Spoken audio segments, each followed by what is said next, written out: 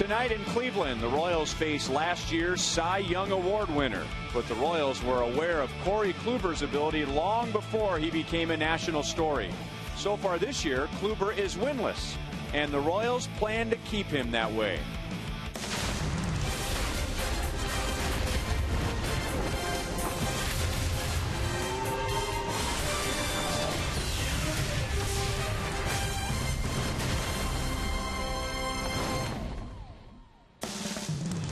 Royals baseball is presented by Academy Sports and Outdoors. On to Cleveland, and the cold weather has followed us. A three-game series begins at Progressive Field tonight against the Indians.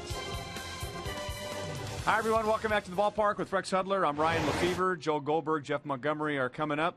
Royals facing Corey Kluber tonight. He is coming off a start where he gave up 13 hits, the most in his career. Is that a good thing or a bad thing for the Royals tonight? That's a great thing. Keep him in trouble. He's been nibbling a little bit, but the Royals offense wants to come alive and keep him down. And the key will be to try and feel like they're at Kauffman Stadium tonight. Academy Sports and Outdoors shows us very different numbers for Corey Kluber against the Royals. Now here at Progressive Field, he's a Cy Young winner. He's a pretty regular guy against the Royals at Kauffman Stadium. That's right. Road numbers, that tell the story, at least what the Royals hope tonight. Get some runs for Vargas, and this would be key. They've done it before. They've touched up Kluber. That's right. Moustakas and Hosmer both have hit home runs off of him. But keep the train rolling, see if some frenzy hitting can't break out on Mr. Cy Young. And you did mention that was last year. Jason Vargas will start for the Royals. He's trying to get back on track, and so is the Indians' offense, off to a very slow start. There is news in regard to one of the Royals' suspensions after the brawl in Chicago, and Joel and Monty will update us after this.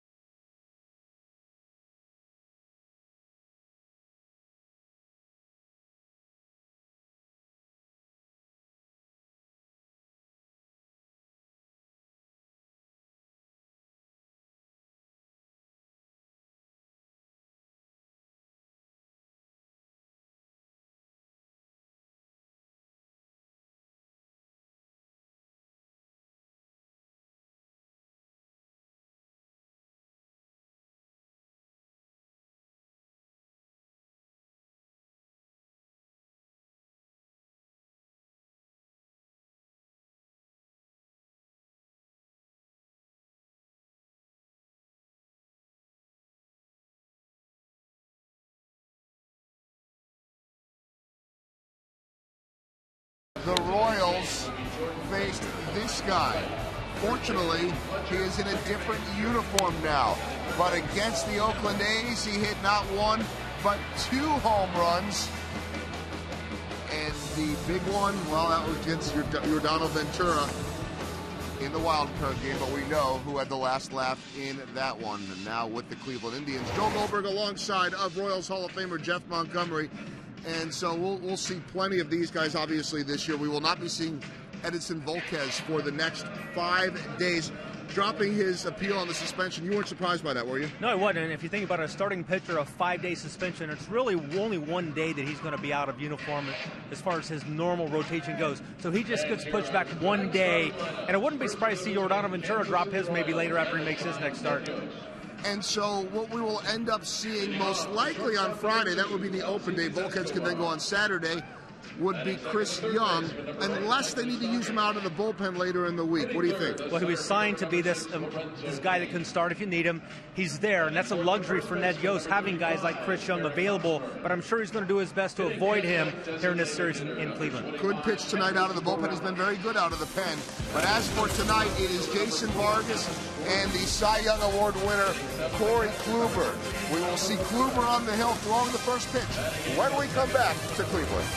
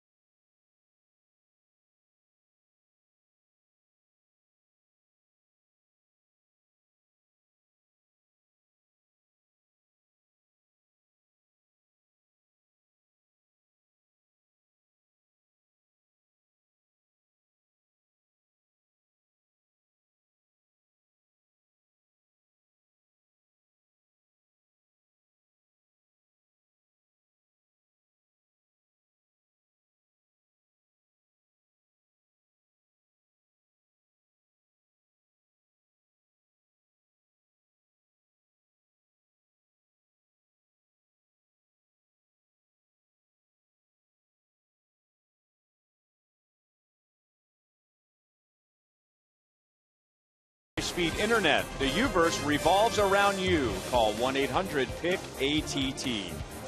By your Kansas City Chevy dealers. Visit your Chevy dealer today for great prices on all the new 2015 vehicles. And by the Missouri Lottery. Every ticket you play gives back to schools across Missouri. So play it forward with the Missouri Lottery. Royals are 2-3 on this trip. And they are now 3-3 on a stretch of games, 17 in a row inside the Central Division. And the Royals State Farm batting order against Corey Kluber. And the only change from the White Sox series, with the Royals facing a tough right-hand batter, Gerard Dyson will play in right field, and Paulo Orlando will start the game on the bench. So here he is, Corey Kluber, a Cy Young winner last year for the Indians. And as we talked about at the top of the show, he's coming off a start where he gave up 13 hits, and that's a career high for him.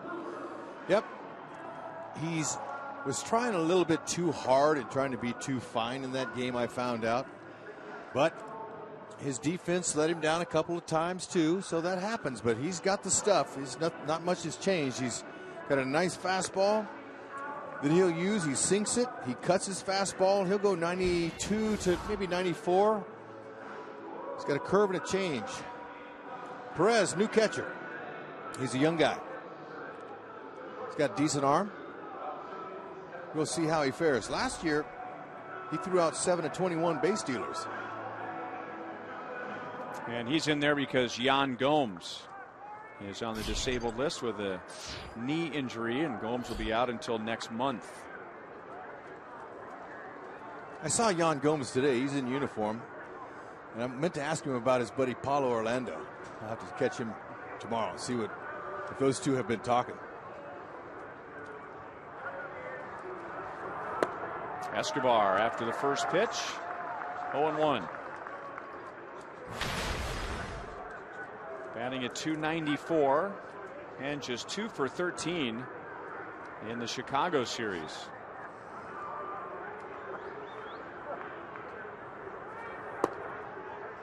Some late movement, but outside, and Corey Kluber, he really doesn't throw anything that's straight, does he? Nope, that's what makes it so difficult on hitters.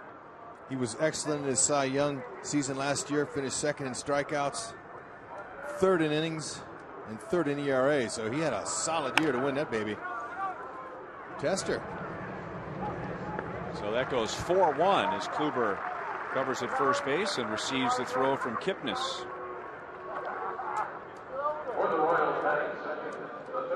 Kluber's a good athlete. You can see him. He bounces pretty well. Does a good job if runners get on. It's pretty quick home. He'll vary his times. But he's got that sinker, slider, cutter. He's going to be keeping that ball down in the zone and hoping to give up ground balls just like he did Escobar there. Mike Moustakas, 4 out of 12 in the Chicago series with an RBI.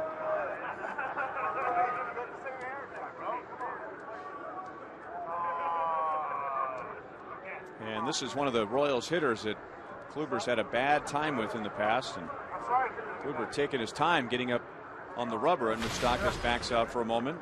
381 with a home run. Moustakas against Kluber.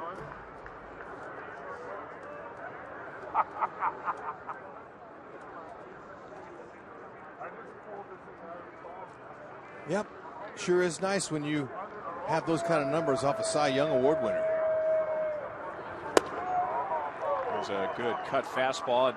Now, as a hitter, out of his hand, you think that's going to be straight, right? That's right. But another thing with these 6:05 starts or 6:10 starts is the shadows. That's something that's new. Moose, he took a pass at that one like he didn't see it very well.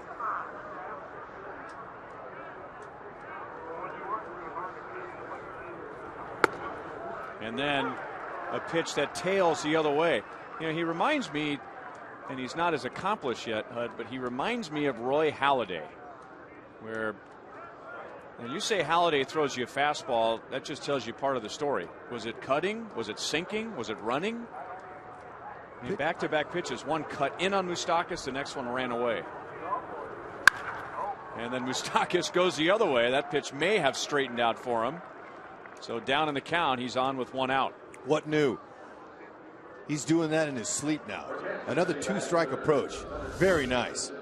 He's looking for that all the way up here. Got the pitch perfectly. Stayed inside the ball. You can see how he pulled his hands in and just raked it to left. There's nobody over there. He keeps doing that. They'll be moving back over in the regular position like some of the other teams that the Royals have faced this year.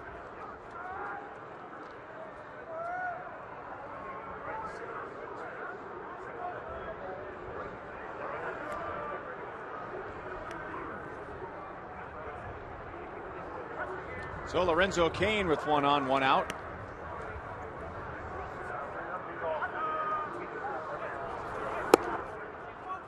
Outside for ball 1.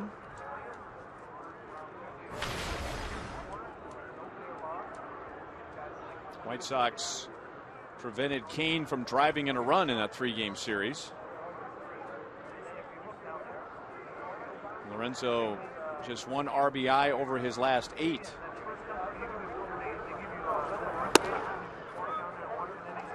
Two-0. Pitchers that have Kluber's type of stuff, and when I say stuff, that means velocity, can really turn that fastball into 3-4 different pitches like you were talking about. You know, and that alone, when a hitter goes back to the dugout telling the rest of the guys what he's got, that messes with him.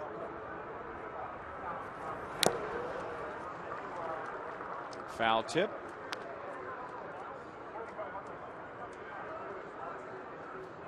And the key to that is that Kluber doesn't tip off in any way with his motion or his release point what that pitch is going to do when it comes out of his hand. It's all out of the same arm slot. And, of course, he's very polished and repeats his mechanics. Very smooth delivery. Pitch stayed up. Backhanded at third. Good play by Aviles. And no double play. That ball was hit hard, and the former Royal Mike Aviles kept it out of the outfield, and the Indians get the force on Moustakas.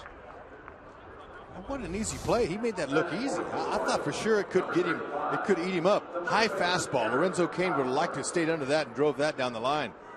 But Aviles took the big hop and got it over there to Kipnis with something on it. But you're not going to double up Lorenzo. Although Cain has hit into 3 double plays this year.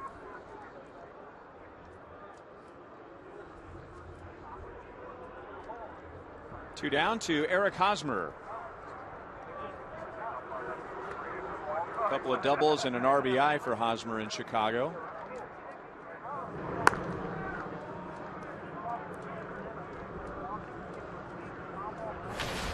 Lorenzo, he's leading the team so far in steals this year. He's 5 out of 6.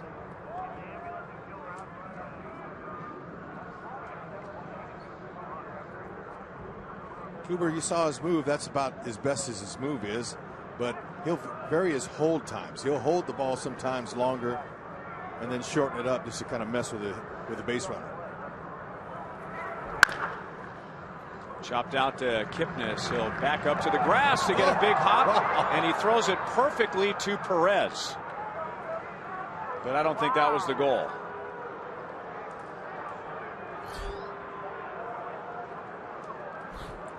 Yep. Santana didn't even try for it. You don't see that very often at this level.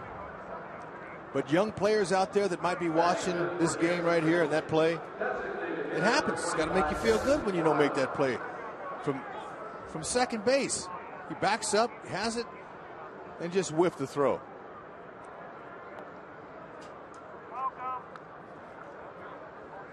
Little flat-footed. That missed by quite a bit. Now make it hurt. That was the problem that the Cleveland Indians had last year. They couldn't catch the ball, and they couldn't throw it. Led the major leagues with 116 errors. The game yesterday, the second game, really got away from the Royals after an error. Let's see if the Royals can do the same to the Indians. Because against a guy like Corey Kluber, you really have to ask yourself, how many chances are we going to get against this guy? That's exactly right, Ryan. Morales' first ball swinging on that inside pitch. He's going to try to tie Morales up in there so he can't get extended. Because Morales from the left side, he's got good power to all fields.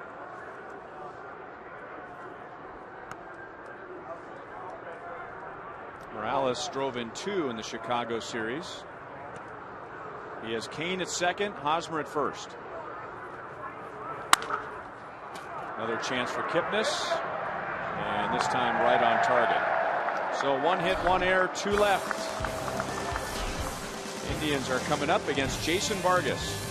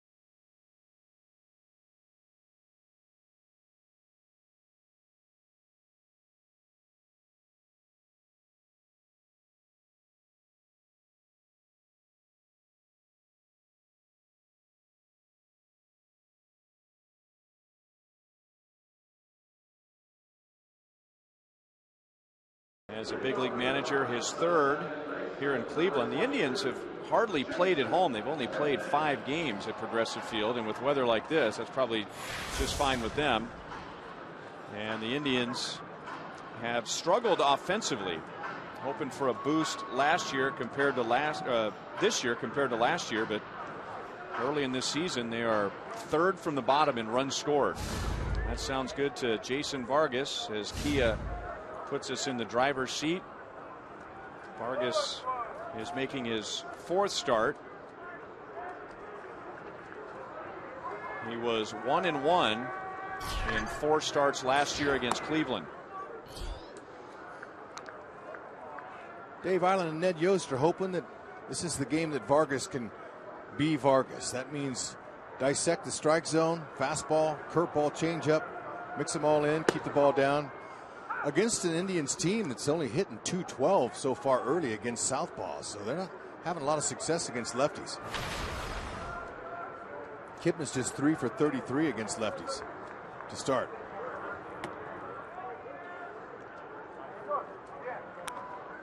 And he had a down year last year. Early in the season, he had an oblique strain, rib cage muscle, which sounds harmless unless you're trying to swing a bat against major league pitching, and that really affected a big chunk of his season and never really recovered. Now the Royals defensively, presented by Ford. Why not highlight this guy right here? You know what? He's a star. He's already starting out the season wanting that 5th Gold Glove, and he might have did it in just 1 game. Why not show it? Look at him. Oh, he held on. Made a spectacular catch. He said on the Royals High V pregame show that that's one of his favorite catches, the one he made just yesterday.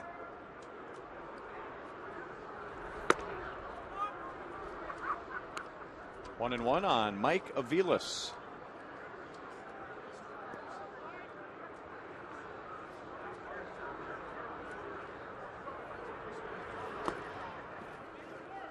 Two and 1. Again, Vargas, in order for him to have success against right-handed batters, he's got to be able to pitch inside effectively. He's got to really come inside to open up the outside part of the plate for that changeup.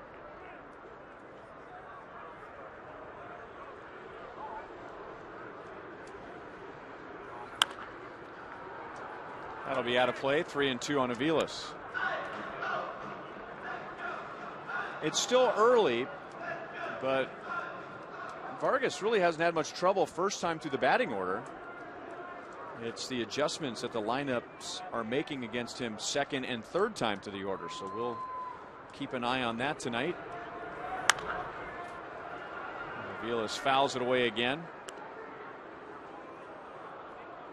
Well, Vargas has only walked 1 batter in each start, so that's been really good for him. He's had pretty good command. Just 3 walks.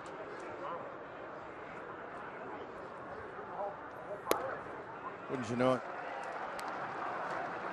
That's usually how it works. He last pitched on Tuesday against Minnesota. Took a no decision. The Royals won that game 6-5. And that line only tells you some of the story. Vargas allowed no runs, no hits in the first 3 innings, but then 5 runs, 8 hits over the next 2 2/3 innings. Some of those were soft hits, and Vargas was asked about that after the game, and he said hits are hits and runs are runs. And now one of the best players in the division, Vargas facing Michael Brantley, who finished 3rd last year in the American League MVP voting behind Mike Trout and Victor Martinez.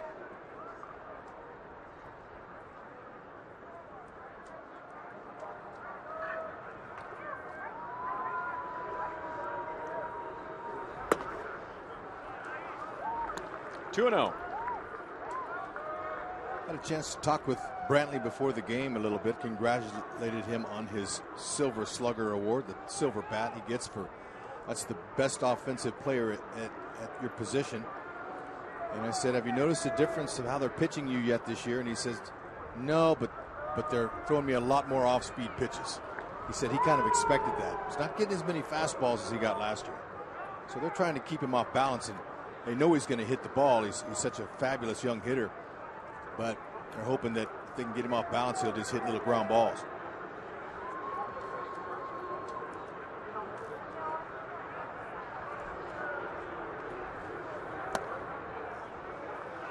And now 3 balls, no strikes. I don't believe I've ever seen Vargas pitch with sleeves on. Do we get the game time temperature tonight?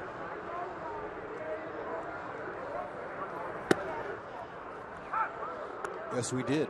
44 degrees with some wind chill. That wind is blowing in from center field, blowing in from left center field, so out of the northwest. So that puts a wind chill in the mid-30s.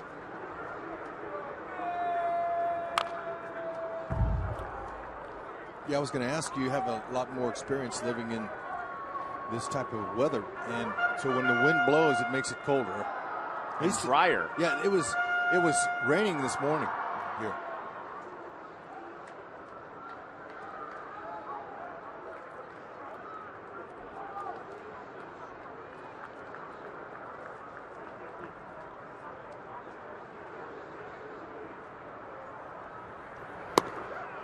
And now Brantley walks. So back-to-back walks to put 2 on for Carlos Santana. And let me tell you, it's really cold out here, isn't it? Man. I mean, now, Vargas doesn't have sleeves on. Look at us. We don't even have coats on. Well, I mean, that's the luxury of the windows. That's right. And the heater up there. That's right. We do. It's very comfortable in here. And as our loving producer Joe Lavero just said, and because of all the hot air, it's nice and warm up here in the booth. That's right. Got 1 out. Vargas can put it into this inning with a nice little 6-4-3. But this guy Santana here, he's their most selective and most patient hitter. And he had a heck of a year last year against the Royals. He had 7 home runs, 5 of those in one series at Kauffman Stadium in July. And Vargas just missing down in this inning, down to Aviles, down to Brantley, and now 2-0 to Carlos Santana. So there you go, 7 home runs, 5 during that series in July, and that's a record for an opposing hitter at Kauffman Stadium in one series.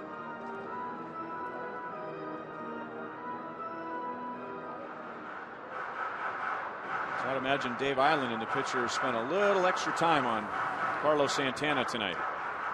So maybe Vargas wants to throw just a little fastball on the outer half of the plate for a strike and see if he tries to pull it. Santana already has 13 walks this year.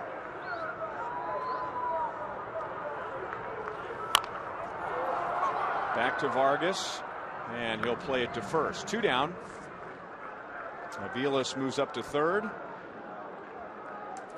and Brantley to second. Okay, he tried. That was the one, but Santana just barely tapped it. Vargas liked how he didn't try to force the play at second base. He already had 1 out in the inning. Just go ahead and get the other out.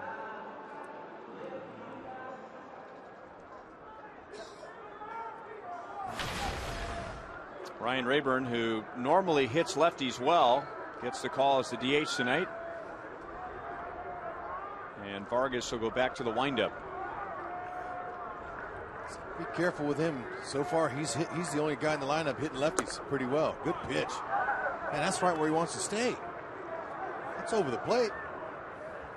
Rayburn's 10 for 24 with a homer against lefties this year, so he's raking. Look at that. Keep it down.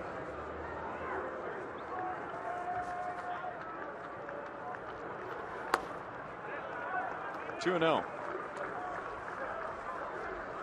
I guess you got to give the Indians a little bit of credit in this inning because Vargas is pretty close to the strike zone and he's missing down, which is what he wants to do. But the Indians are doing a good job of making him get the pitch up.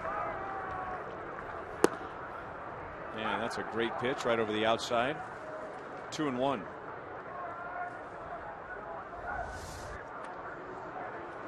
Change up. Very effective. Great spot.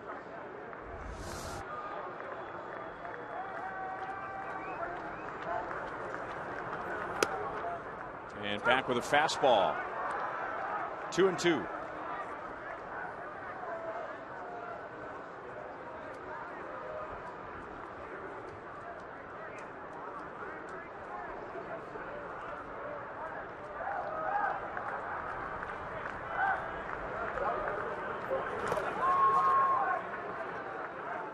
Full count.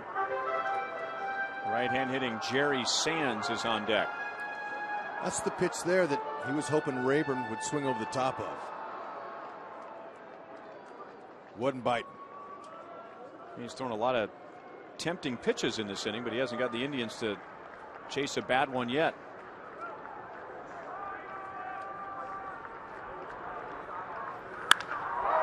Hit hard to left field. Alex is there to run it down.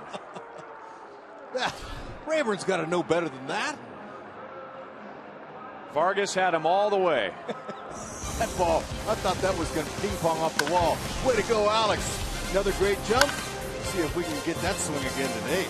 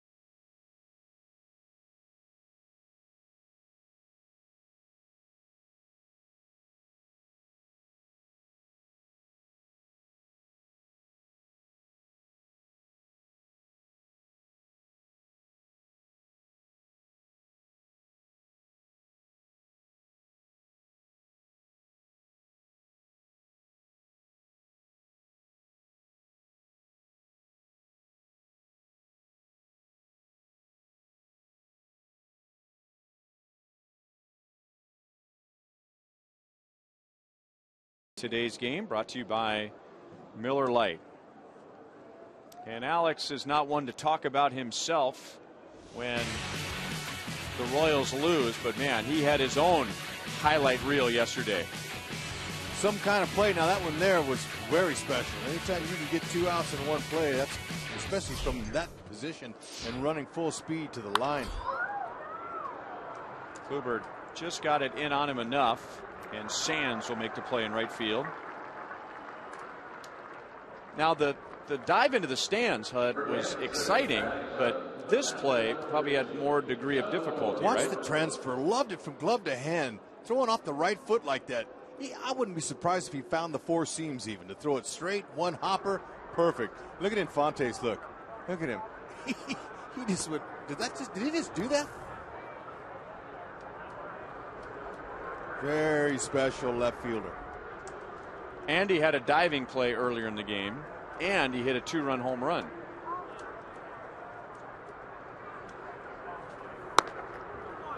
Inside to Salvador Perez. 2 out of 12 in the Chicago series.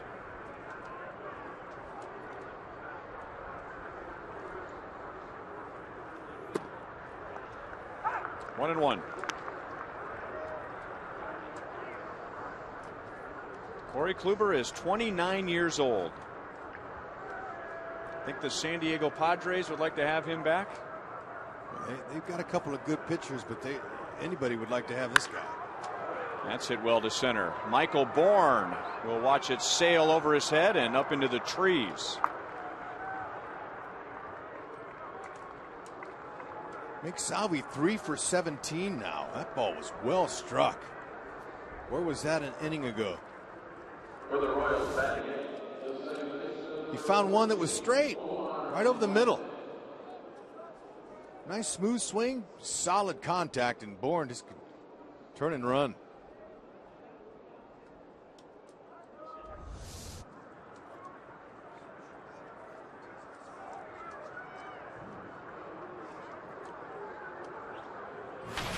And now Omar Infante, who returned to the starting lineup in that Chicago series. He had missed 4 games with a groin strain and was 1 for 7 against Chicago.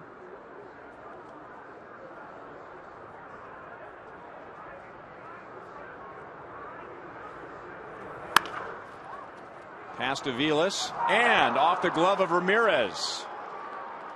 Salvador Perez will score from second base, and the Royals lead 1-0. Salvador was looking around as he was getting his lead. He was checking out where the outfielders are playing, where the infielders were, and that's what you do when you're on base, especially less than 2 outs. You want to make a mental note of where they are. So, on contact, Salvi knew that Aviles, the third baseman, couldn't get it, so he advanced right away. Salvi, look at him, he came right away. And then when he kicked it, Jerschley sent him home. Well placed by Infante. Interesting scoring.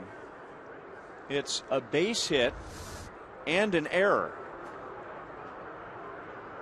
And normally you don't get a scoring like that until there's some sort of a throw involved, but I guess the base hit being that it went past Aviles, and even if Ramirez had fielded that ball cleanly, official score believing that the Indians would not have gotten Infante, but official score believing that Ramirez was there and should have been able to keep that ball out of the outfield. So he's hit with the air, and that allowed Perez to score. And I think the official score is helping Kluber a little bit there, too. Because, you know, you're right. This is big leagues. He should have gloved that anyway. Salvi wouldn't have scored. So I think that's the correct call.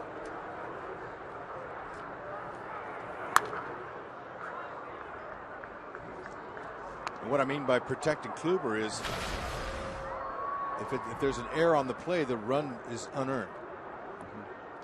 For now, we'll see what Dyson ends up doing. If Kluber doesn't allow any more runners, then it would be an unearned run.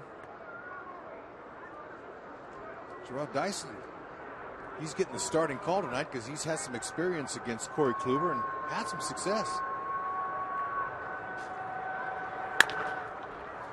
Aviles out at second. No double play. Infante is out at second base.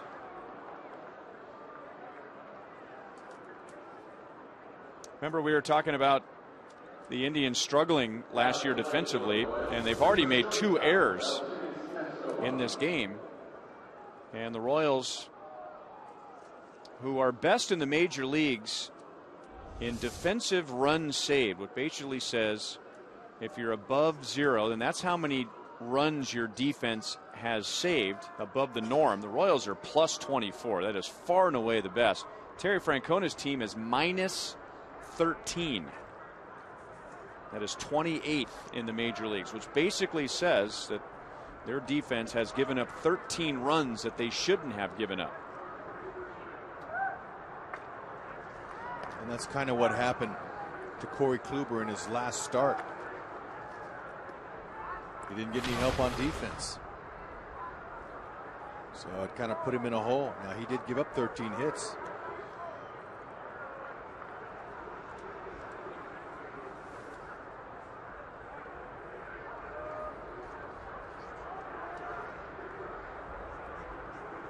Dyson's still looking for his first stolen base of the year.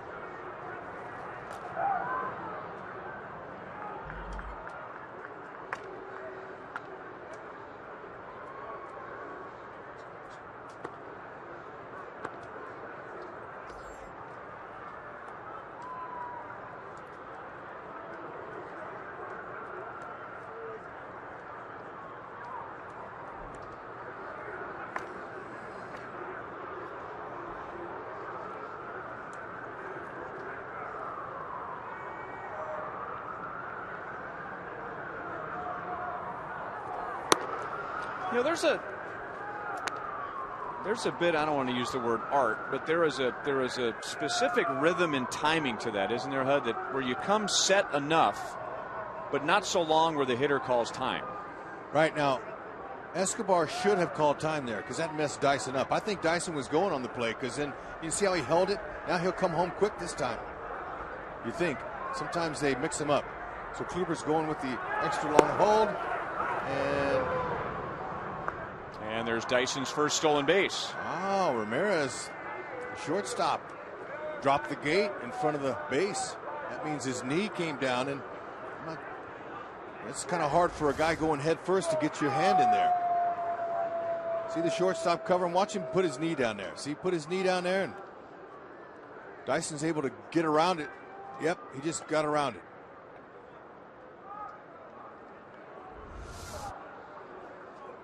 One for one this year is Dyson. Good jump. Yeah, Kluber is going to vary his hold times. Didn't work that time, though. I mean, if he does that right, he can mess with the runner and the hitter at the same time, right? Right. You after the long hold, the next pitch usually guys come set and go home.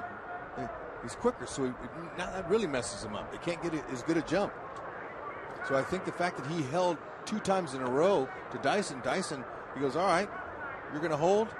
I'll get you this time.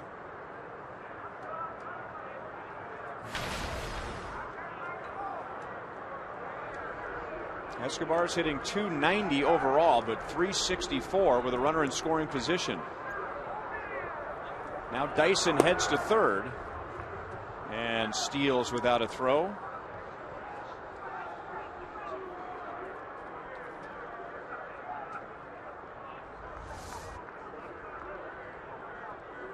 Yep, no chance. Don't even throw it.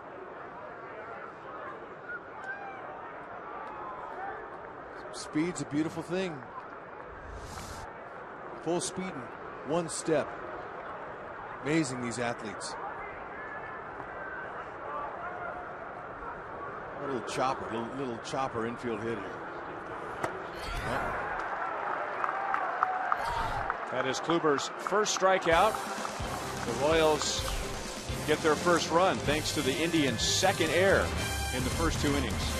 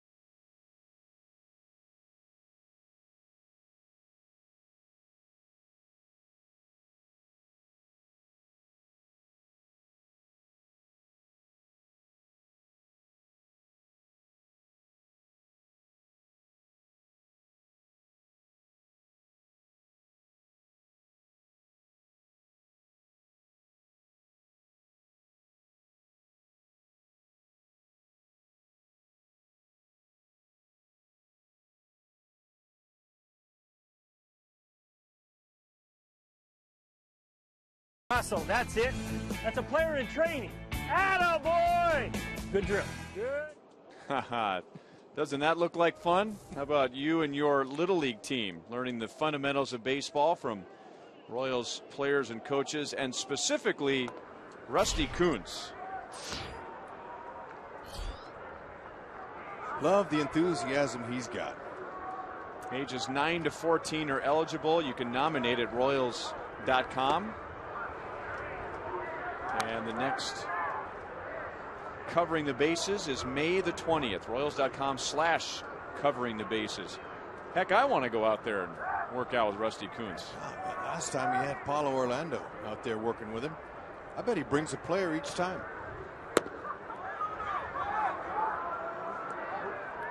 He does.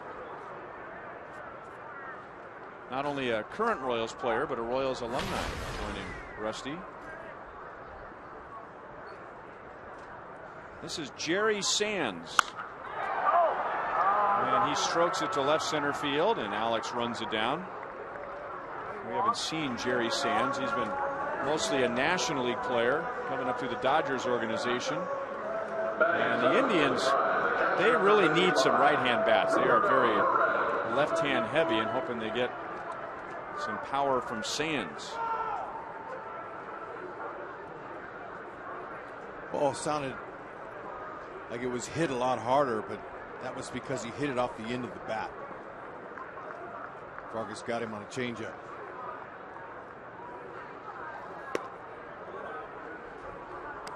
Roberto Perez. He's the Indians' backup, who is starting with Gomes on the disabled list, and now the backup is Brett Hayes, who played for the Royals last year.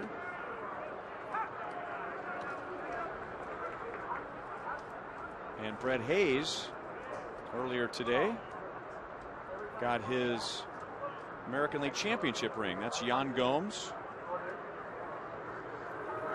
Brett Hayes played 27 games with the Royals last year and a handful of games a year before that. Boy, that's a nice thing of the Royals to bring him his ring. That's cool.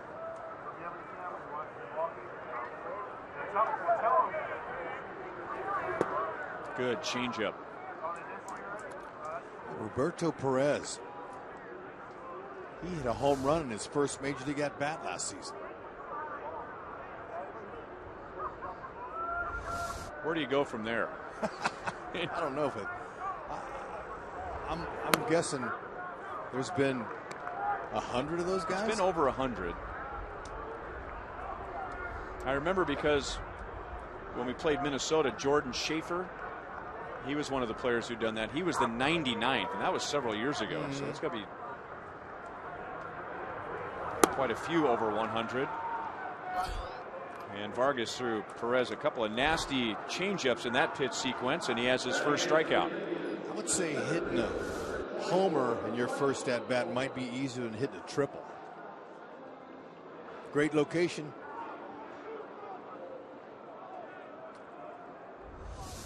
You haven't faced a guy like Vargas before, like Roberto Perez. He can really throw your timing off. I'm reminded about Dave Island, right? Home run in his first at bat, and then he gave up a home run, right? In his the first batter he faced. Right. He stands alone as the only player in Major League history. Michael Bourne hits it off the wall, and will check in at second base with a 2-out double. And for Bourne, that puts an end to an 0 for 12.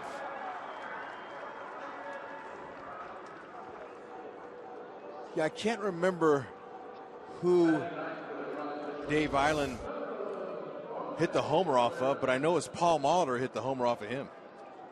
Let me go to the digital Big Blue Book of Knowledge. He hit the home run off of Bobby Ojeda. Oh, there you go. That was in '92. It was 4 years after he gave up the home run.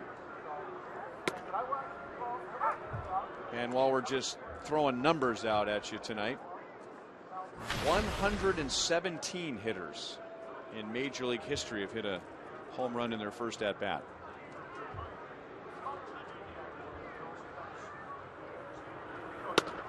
Jose Ramirez, he committed an error in the top half of this inning, which led to the Royals run, and now he's trying to drive in Michael Bourne from second base.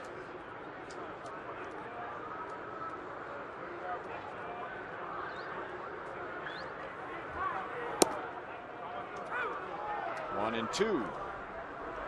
So great having Dave Holtzman in the booth with us, so he can look up stuff for us. So I just turned to him and said, well, how many guys got a triple in their first major league at bat? He threw his hands in the air and said, oh, Hud, you're killing me. It's only the bottom of the second inning, for crying out loud. We got a man there. Alex has been busy tonight. Handles 2 fly balls for Vargas in the bottom of the second inning. 1-0 Royals.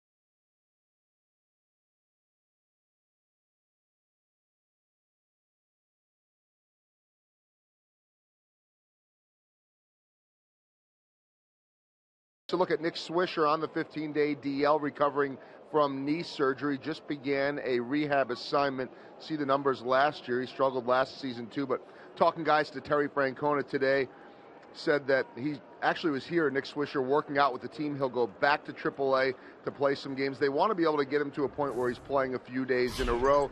Francona saying he's hitting very well right now. The running is still coming around a little bit, maybe a week to 2 weeks, probably more towards the 2 until they get Nick Swisher back, but another piece that they are trying to add to this team. Well, he'll have a lot of fans following him at Columbus. Nick Swisher went to Ohio State. So back where it all started for him before he was taken in the first round by the Oakland A's. I was watching a college game the other night in Ohio, and it said Nick Swisher Stadium. He must have unloaded some cake to their program. Which is secret code for money. That's right. Otherwise, that'd be a lot of cake, literally, to get someone to put your name on the stadium. No question. Good for him. Mike Moustakas went the other way and singled to left field first time up.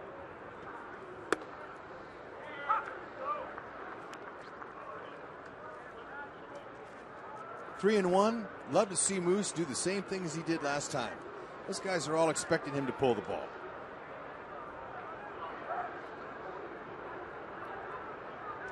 They're thinking that last hit was a fluke. And that's hit well to left center field. Try that one on. Well, he has the single and the double out of the way in the first 3 innings. And that's nothing new for Moustakas against the Cleveland Indians. He is our most trusted player, brought to you by the most trusted brand, Honda. 6 of Moustakas' 15 home runs last year came against the Indians. Obviously the most trusted second place hitter in Ned's lineup.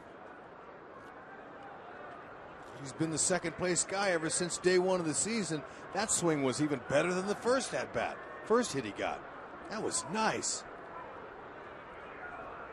Again, keeping his hands inside the ball. He just crushed that pitch. Great approach he's got going right now.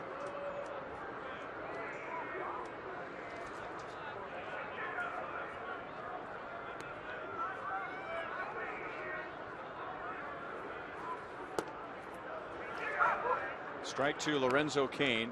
And I'm trying to picture Mike Moustakas last year at this time on a pitch like that. He'd maybe squeezing the bat a little tighter, maybe trying to muscle up on that pitch. And when that happens, you pop it up. You pop up to shallow left or the infield. And how many of those did we see him do last year? Totally different hitter.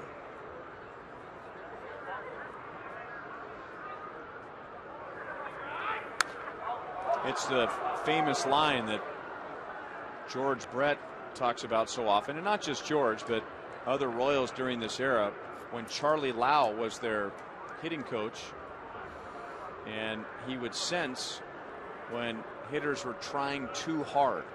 Baseball is one of those sports where sometimes trying harder isn't better, and he would say sometimes you need to try easier.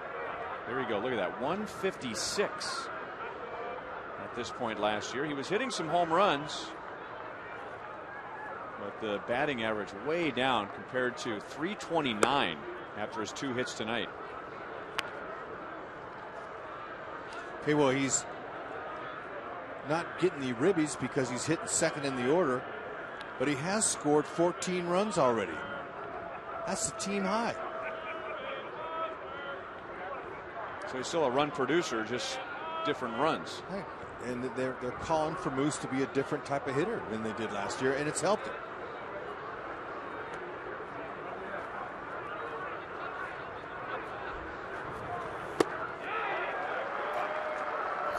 Cain down on strikes, and that is Kluber's second. Stepping in for the Royals, the first baseman, Eric Hosmer. And the Indians will pile up the strikeouts. Our Toyota League leaders, 177 strikeouts for the Indians pitching staff. They average a little more than 10 strikeouts per game. So we'll see how this plays out, because they're pitching against a team that doesn't strike out hardly at all, though White Sox piled up some strikeouts in the last 2 games of the Chicago series. And now Hosmer out into left center field. Mike Jershely is going to wave Moustakas home on Michael Brantley's throw. So Eric Hosmer drives in Moustakas, and the Royals lead 2-0.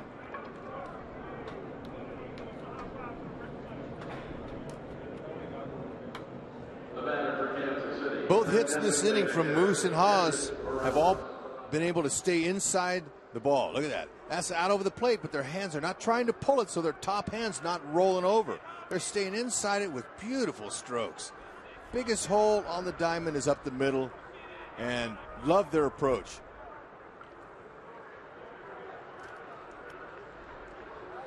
They're not missing. And that pitch that Cain struck out on was a really tough sinker in on him. So that was hard to make contact, but Moose and Haas's pitches were out over the middle, and they didn't miss. Morales had a good swing. He is 0 for 1. And as you're describing those swings, Hud, I'm thinking about a conversation you had with Ned Yost in his office before the game tonight.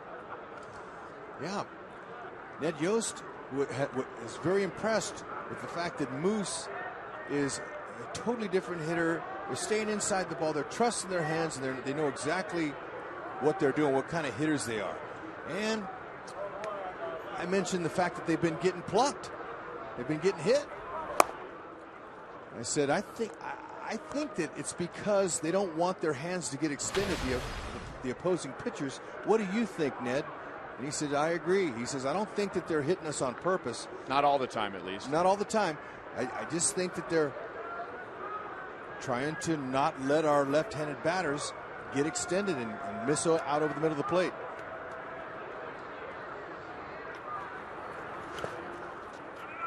And when you're pitching a team inside, sometimes you're going to hit your spot, sometimes you're going to miss out over the plate, and sometimes you're going to miss even farther inside. And that's what Ned and Dale Swaim really believe is what's going on with the majority of the 17 hit batters the Royals have had this year. Well, they have such a reputation of putting the ball in play. It's a lot easier when it's out over the plate.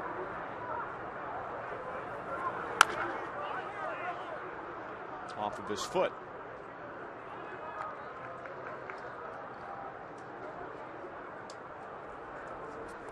Remember, you can enjoy one-of-a-kind experiences at Kauffman Stadium with our Royals Memory Program. A variety of on-the-field opportunities are available for purchase each game exclusively through the MLB.com ballpark app. You can play catch in the outfield. You can watch summer fireworks on the field. And many more exciting experiences are available. So download the ballpark app, pick the upgrades, and select a once-in-a-lifetime experience. 2-2 on Morales.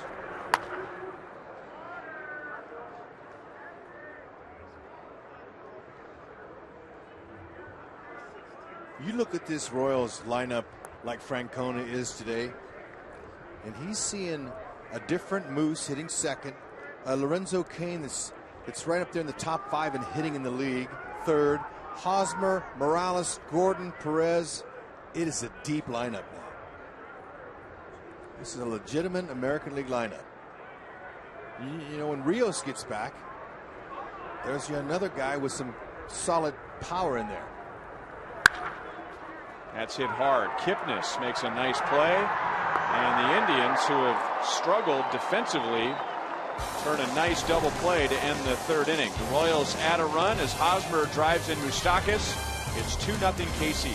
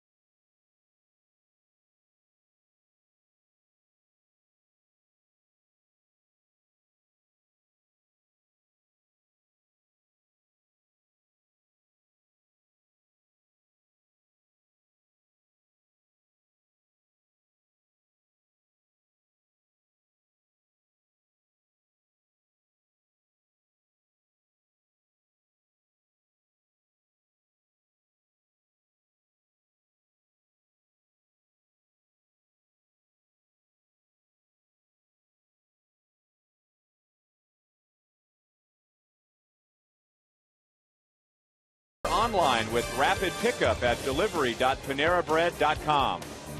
By Menards. Save big money at Menards on all your home improvement needs. And by Chrysler and the all-new Chrysler 200, America's import.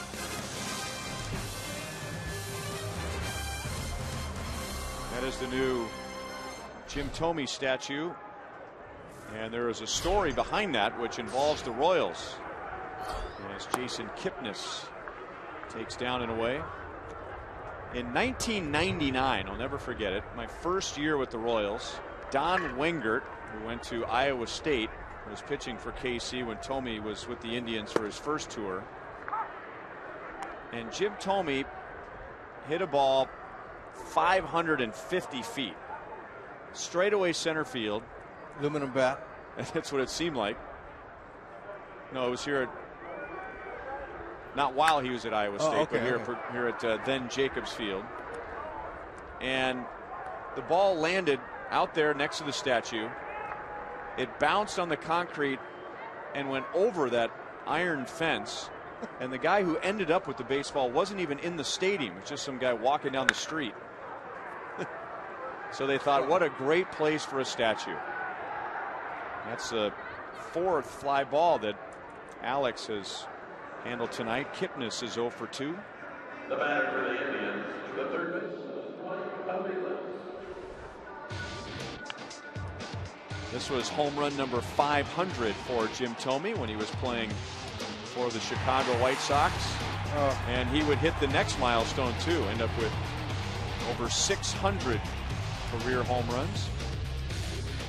And now in retirement as a player, but part of the White Sox front office. That's right. He was at the K the first time the White Sox came through. What a quality human being, too. A lot of fun. Big, big teddy bear. Another Jim Thome story. The Royals were in Philadelphia for interleague play, and Zach Greinke every now and then would throw this big eephus curveball just to get in the hitter's head. And he struck out Jim Thome with that eephus curveball in one at bat. And the next time Thome came up, Zach started him off with that eephus curveball, and Jim Thome hit it to Pittsburgh. I mean, it was just like, it was like mental. You could see Zach's brain working. Like, I probably don't want to throw that pitch twice to the same guy in the same game, and especially if it's Jim Thome. Oh. They were tough when he was with the Cleveland Indians here, man. They had Manny Ramirez, him, Albert Bell. It was a powerful Juan Gonzalez. I mean, it was murderer's row.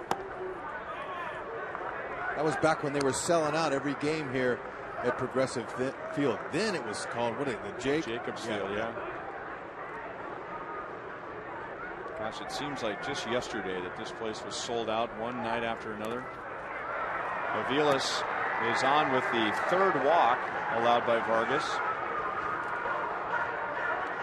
Do you know that that streak ended in 2001? Can't believe it. Well, talking about one of the Cleveland Indians greats, who are the 4 players who best represent the history of the Royals? And who are the 4 greatest living Major League Baseball players? Go to MLB.com/franchise4 to cast your ballots. Winners will be revealed during the All-Star game, July 14th on Fox. Yeah, that streak ended 14 years ago.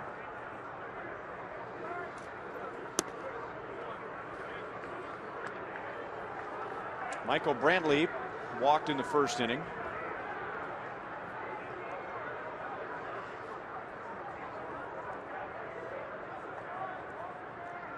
Carlos Baerga, Kenny Lofton. Travis Fryman was here for a while, had some big years. And Roberto Alomar. David Justice was in that lineup. That was a, John Hart was a general manager here, and he loaded him up, man. Because he was from a Baltimore background, wasn't he, John Hart? Yes. He really believed in that Earl Weaver 3-run home run. John Hart was a manager for the Rochester Red Wings. I played for him for 2 years, 97 and 98. Excuse me, and I can't remember the years are running by now, but John Hart now is the general manager for the Atlanta Braves, trying to redo their organization. Sandy was there. Solid catcher. He was a lot like Salvador Perez.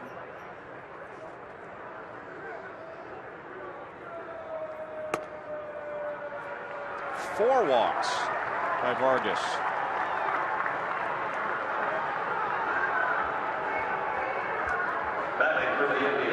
Number 41, Carlos Santana. So we're just 3 batters through the second time through the order, and we pointed out early in the game that Vargas early on has been great. No trouble first time through the order, a 154 opponent's batting average, but second time through 400, and then third time through it spikes up even more. And now they're not hitting him tonight, but he has given them 4 free runners. His career high in walks is 5. Not what you want to do, especially with the meat of their order coming up.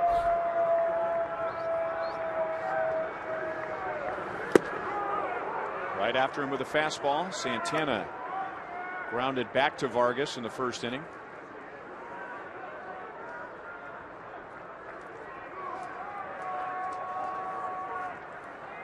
Last season, Santana grounded into a double play 13 times. Vargas is going to see what he can do here. Jam him with an inside fastball.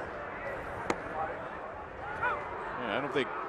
You think Carlos Santana, after back-to-back walks, came to the plate thinking he'd get 2 hittable fastballs? I don't think so. You could tell he was not expecting that pitch.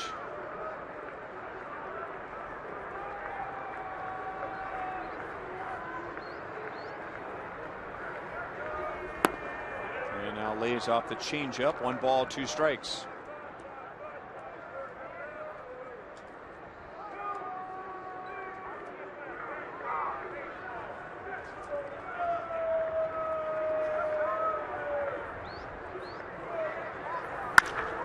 Up the middle, the Royals are playing right there. 4-3 inning-ending double play.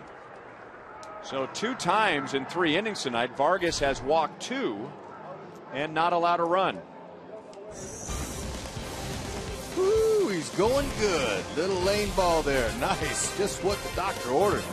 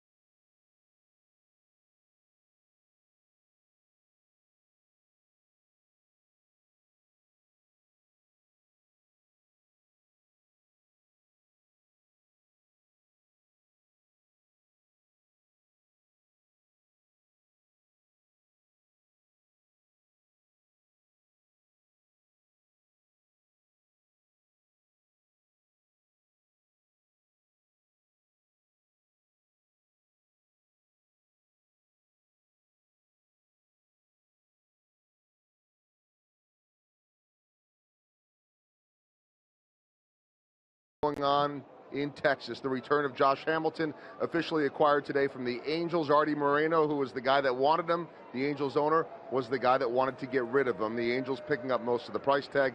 Josh Hamilton going back to the place he had so much success, was able to stay out of trouble, and they have done something for him that the Angels did not do this year. They have a locker for him, and so Josh Hamilton will be back with the Rangers maybe sometime next month. Now, we take a look at these managers, and we bring them up for this reason. On a blog post by Craig Calcaterra in the offseason, NBC Sports, he did a most handsome managers rankings. He's done this for a few years. And Ned Yost moved up from 4 to 3. Oh. Ooh, and Alex Gordon going to be hit there, Ryan. Darn it, that hit him in the knee. He barely even flinched. Well, it went all the way back to the screen, so if it got him, it didn't get him flush. It's the 18th time a Royals hitter has been plunked. I'm saying shin bone. Ooh, right above his pad there. Well, Alex did tell us in the pregame show he was not sore today from diving into the crowd. This one, ooh, he's going to be sore. Anyway, the awkward segue back to most handsome manager. And we talked to Ned Yost about this. Who did he put in fourth place? Well, he was behind Robin Ventura for third. And Brad Ausmus, right? Brad Ausmus 1, Mike Matheny 2, Ventura 3, Yost 4. Yost moved into a tie for third this year. Okay. And he said, well, it must have been because we went to the World Series, but Bruce Bochy told him, no, I moved down to 29 in the rankings after winning the World Series. It wasn't that. So then Ned says, okay, we got a really good division here. Ausmus, Ventura, me. And he says, well, let's look at this year. I mean, Paul Molitor? Paul Molitor, who's ranked 8th, he said, I should win based on handicap on age. I'm 60. And then he said, Tito Francona at 14th. Man, Tito Francona is bringing down the division. Now, did you say that that was a guy that made that poll up? I think it's a little tongue-in-cheek. Okay. Just sort of, having fun with, I mean, everybody has rankings nowadays, right? I mean, Rex, you'd be the most handsome broadcaster. Hey, I got to tell you that a lady at the grocery store back in Kansas City thought I was Ned Yost. Hit hard to center, and Bourne makes the play on Salvador Perez. Did you take that as a compliment? I did, and I pretend I played right along with it. Yes, how you doing? And, oh, your team's so good, she said. I said, thank you. You like my batting order? I was messing with her. Well, I got news for you. I would say once a week I get somebody yelling out to me somewhere out when we're out at our set at Kauffman Stadium, hey, Rex! I'm sorry, man. And I just shake my head. Sorry about that. But, yeah, way to go, Goldie. That's some interesting stuff. Homer Infante had an infield single. And on the same play, there was an error committed by the shortstop Ramirez, which allowed Salvador Perez to score the Royals' first run. And then Eric Hosmer singled in Mike Moustakas for the Royals' second run.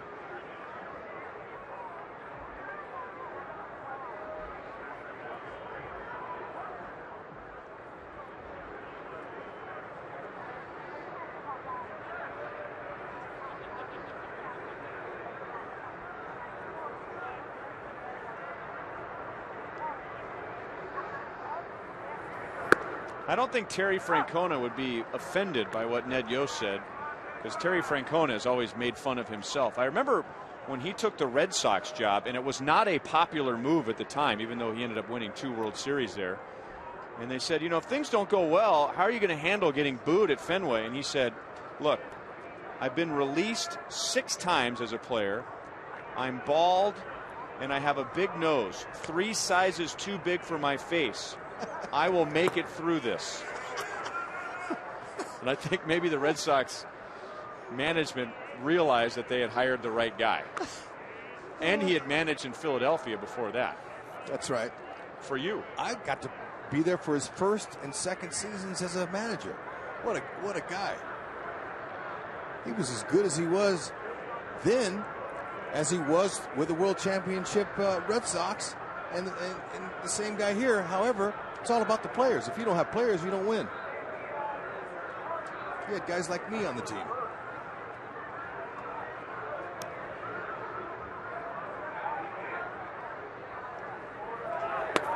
Alex runs, and the throw is right in front of him from Roberto Perez. So not right on the bag, but the ball landing in Kipnis' glove, and I don't think Kipnis could have avoided tagging Alex. No, that's perfect. Look at Kluber. He's saying he's going to give him a round of applause there. He says, nice. Can't place it any better.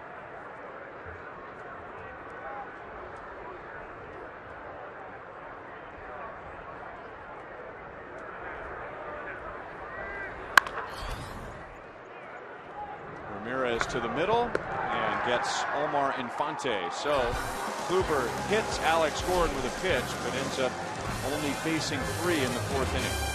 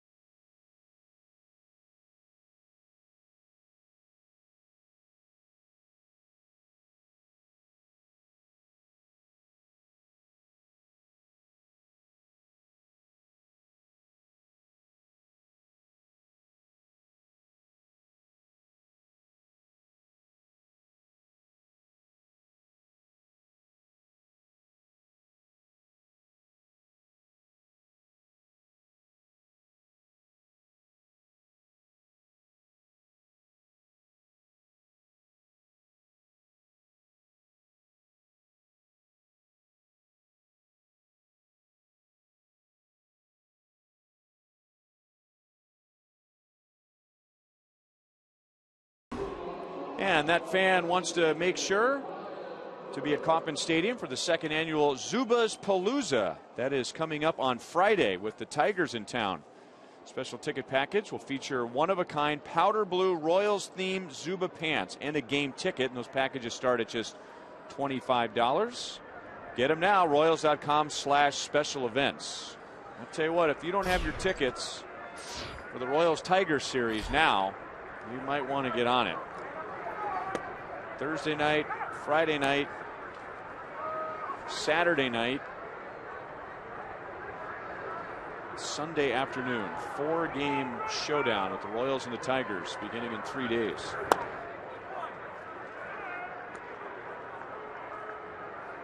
Ryan Rayburn could not hit the ball any harder than he did in the 1st inning. But unfortunately for him, he hit it out to Alex Gordon in left field. And that was with runners at 2nd and 3rd and 2 down. Vargas benefiting from some good fortune. And then Vargas making a good pitch on Santana with 2 on 1 out in the 3rd inning and got a double play. Tied him up. Kane squeezes it, 1 down. You mentioned tying him up. That means not letting him get his hands extended, his bat head all the way out in the zone. He caught him before he could get there. See, he's up on the plate. He's looking for a fastball, but he couldn't quite get there. He tied him up. Another baseball terminology. He kind of pushed it. He couldn't quite get there.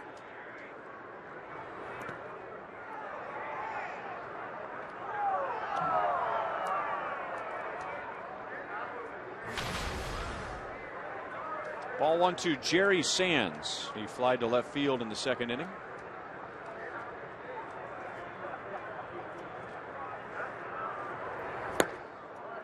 Out in front of a changeup. Jerry Sands, drafted by the Dodgers, got to the big leagues with them in 2011. He's been in the Pirates organization, been in the Rays organization, and now in his 1st year with the Indians. He was in that big trade with Adrian Gonzalez and the Red Sox. You know, he's been well traveled since, but he's looking to establish himself here in the American League. He's got power, plays a good right field.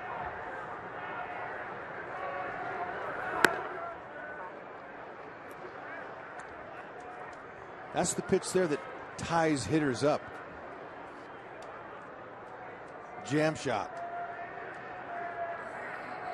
Sal wants this thing in the dirt.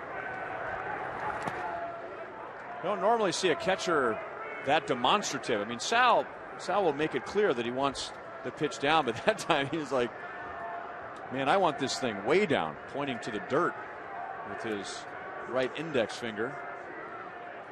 Animated.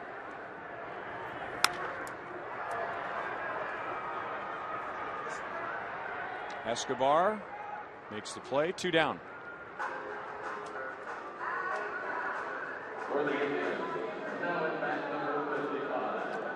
Don't forget to vote for the Royals Player of the Month, and we're running out of days in April, and you can do so at rallyhouse.com. You'll be entered to win a majestic prize pack from Rally House.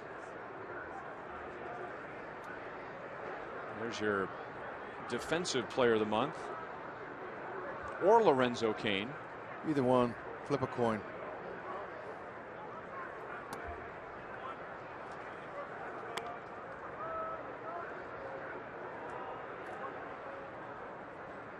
Roberto Perez struck out against Vargas in the second inning. That's Jason's only strikeout so far.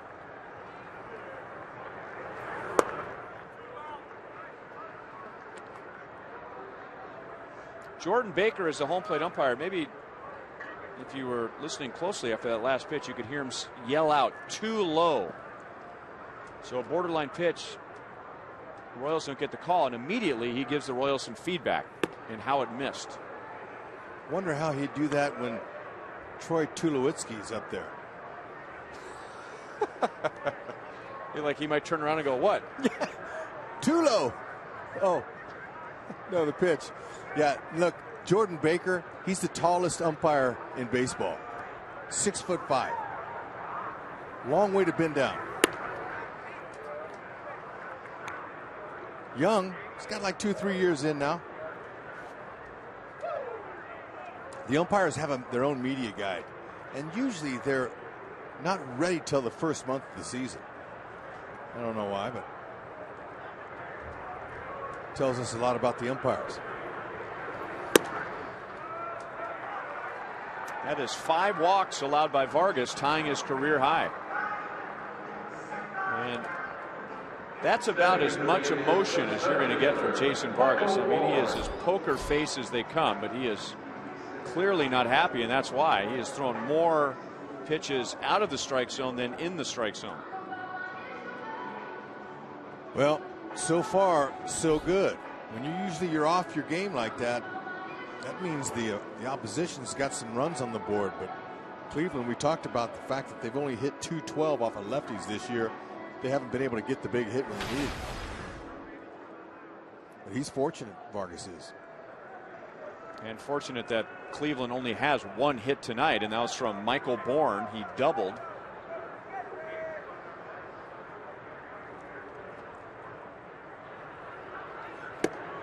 And now inside, ball 1.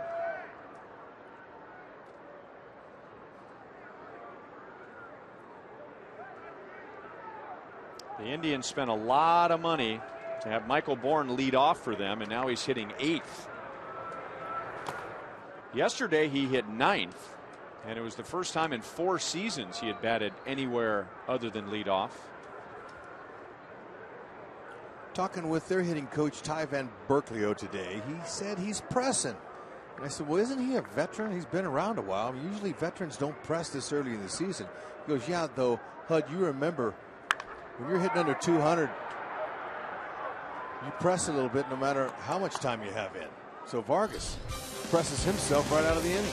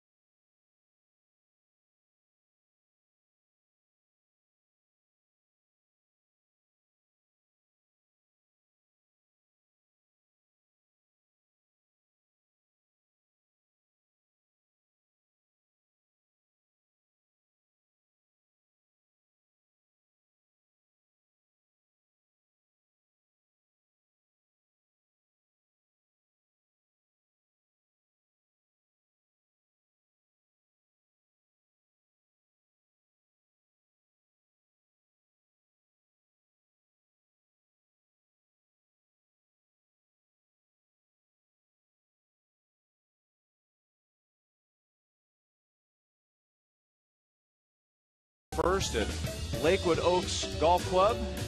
You can purchase sponsorships or golf foursomes to benefit the Wellness Center at St. Mary's Manor.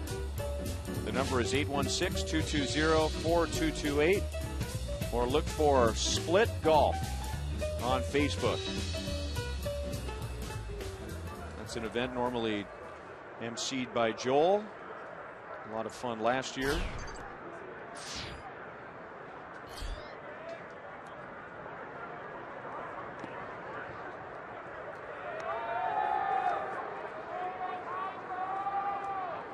Gerard Dyson takes outside from Corey Kluber. Dyson reached on a fielder's choice in the second inning, stole second and stole third for his first 2 stolen bases of the year.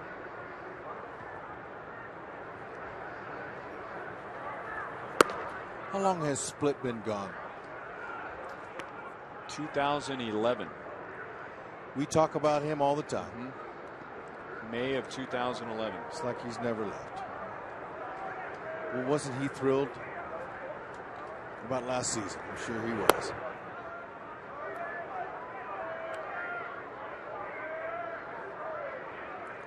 Royals were in Baltimore,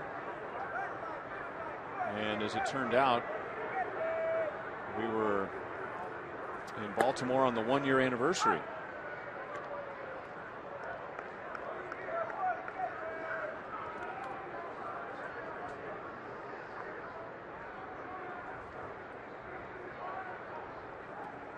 May 24th, 2011.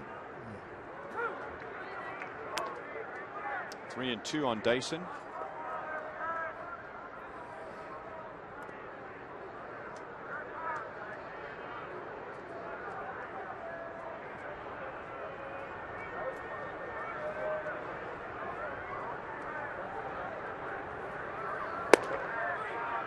And Dyson takes a called third strike.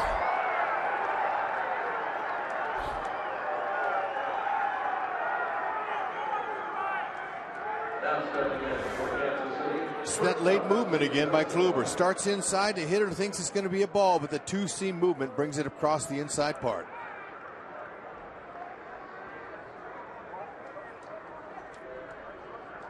And that's the whole key to that pitch, right? I mean, you get the left-hand batter to give up on it. Freezes him because they're trained to pick up the release point. And out of his hand, it looks like it's going to be in. Now, next time around, Dyson, he'll swing at that pitch. By the way, speaking of Baltimore, man, our thoughts are with that city. Just reading some updates here. The Maryland governor has declared a state of emergency with the riots in Baltimore, so the National Guard is on its way, and the White Sox Orioles game has been postponed.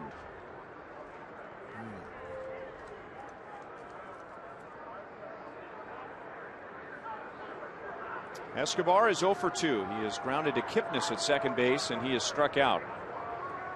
Kluber has struck out 3. And he's ahead in the count, 1 ball, 2 strikes. Escobar hasn't looked comfortable all night. He's really pulling his head off the ball. He's trying to pull him.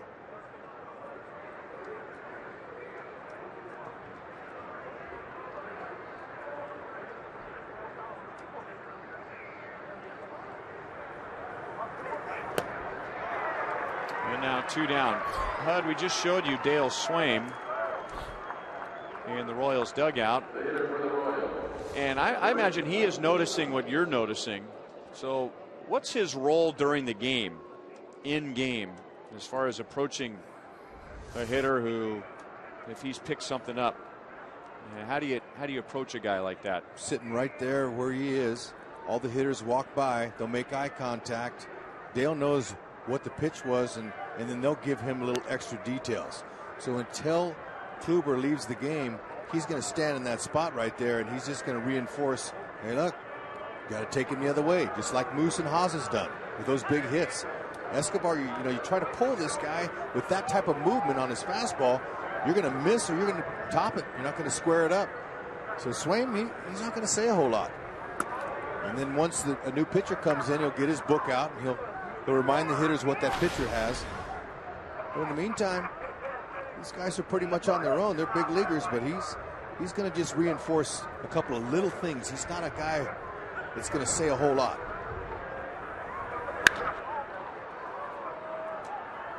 First time that Kluber is going to get Mike Moustakas, who's gone the other way well against him.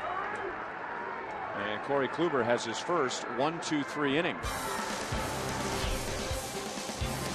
To the bottom of the fifth, the Royals lead 2-0.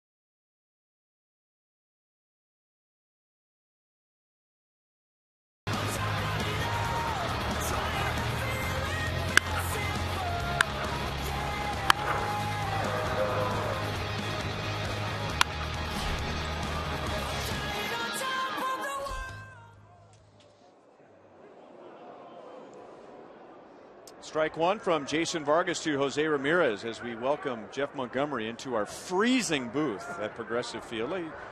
You're kind of manly with us tonight too. You know, you're not going with the jacket either. Well, Joel and I had to tough it out, on the field from the pregame show in those nice Fox coats. So you get a little breather here now. Indoor heat and windows were invented for a reason.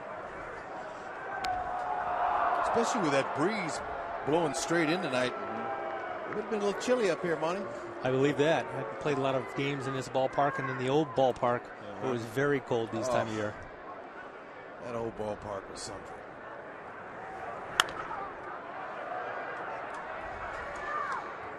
And we also talked about where the wind is coming from tonight. It's coming in from center field, and there is more area for that wind to come in from. They have made some pretty significant changes to the right field pavilion and upper deck, and they have opened up straightaway center field,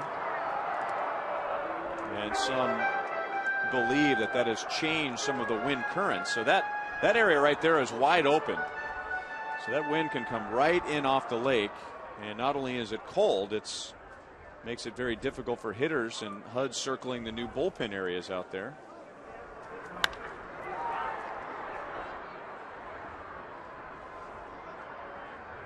Dyson makes a play on Ramirez. Monty, I imagine this would not be the type of bullpen that you would like to be warming up in, or maybe later in your career you're able to tune things out. But I mean, if you're the Royals, and there's a reason why the Indians are closer to the field, if you're the Royals and you're warming up and it's the wrong crowd, you're going to have those fans along that railing right there not necessarily encouraging you as you're getting ready to go in the game. That's right. You don't know what you're going to hear, and you don't know what's going to be maybe thrown your way either. It reminds me a lot of the new ballpark in Baltimore once they moved over to Camden Yards, how that bullpen area, you have the fans literally standing right on top of you when you're warming up. Monty, what parks were tough when you were pitching? Well, this park was always one of the toughest to get those last 3 outs because this place came alive. Those early to mid 90s teams when they had, just all those stellar guys on that team and winning divisional titles year after year, they were tough, especially late in the game. How about bullpens? Anybody yell stuff at you that could distract you? The most interesting probably was in Boston because you're warming up out there right by the fans, and they know so much about you in Boston. They know the history of your career, your personal life. They know it all. So they're saying some insulting things about your family. You talk about your girlfriend in high school.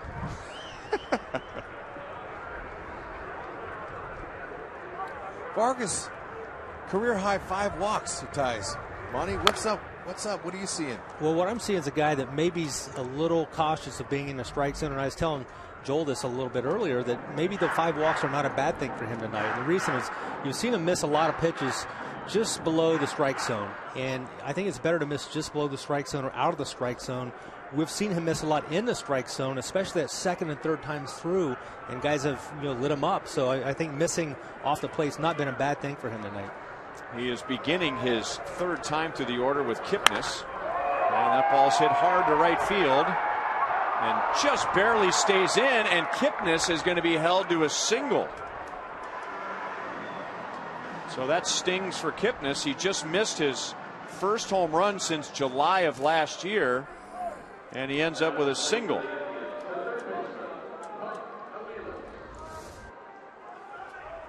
Looking for the fastball. He got it on the inner half. Turned on it. Quick, short stroke. Dyson played it well. It hit just right underneath the yellow line. Nice turn and throw. And Kipnis had no chance. He hit it too hard. So here we go. 3rd time through the order. We'll give you another look at that as Aviles has walked twice. First time through, 154 opponent's batting average, and then 400 second time through. Now that didn't happen tonight. Vargas didn't give up a hit second time through, and then starts to get ugly 3rd time to the order.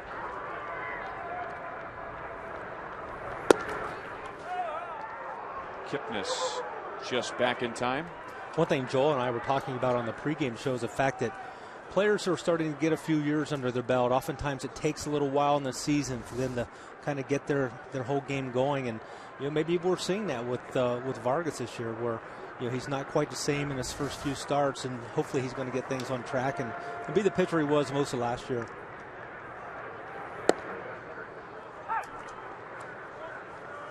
Kipnis is 2 for 2 in steals this year, but he knows what the Royals have behind the plate. There's some action up in the pen. And really, that's no surprise to see some action going behind Vargas. He's thrown a nice game so far, but you don't want to wait too late to get somebody going. And that's hit well up the right field side, but foul. And he's at 94 pitches. What takes more out of you, Monty? Pitching on a very cold night or pitching on a very hot night? When do you start to feel fatigued sooner? Being a late inning guy, I really never had to deal with fatigue a lot, but I would think that pitching on a really hot night would take it out of you a lot quicker than a cold night. Ball on a cold night, slick, hard. You need a little bit of rosin back. That's when pitchers like to use pine tar too. Got to get a little help on nights like this. That's right. The ball otherwise feels very slick in your hand. For a guy like a Vargas or someone like myself who's a feel type pitcher, you have to have those off-speed pitches working precisely in order to be successful. You need to have that moisture and that sweat. If you can't get it, you got to get some help. That's hit well to left field and gone. Mike Aviles. It's a 2-run home run and ties the game at 2.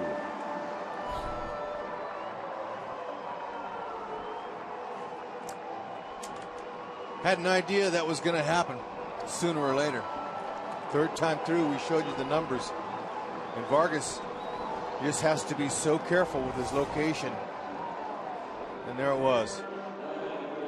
Cookie right down the middle at 87. That's very hittable.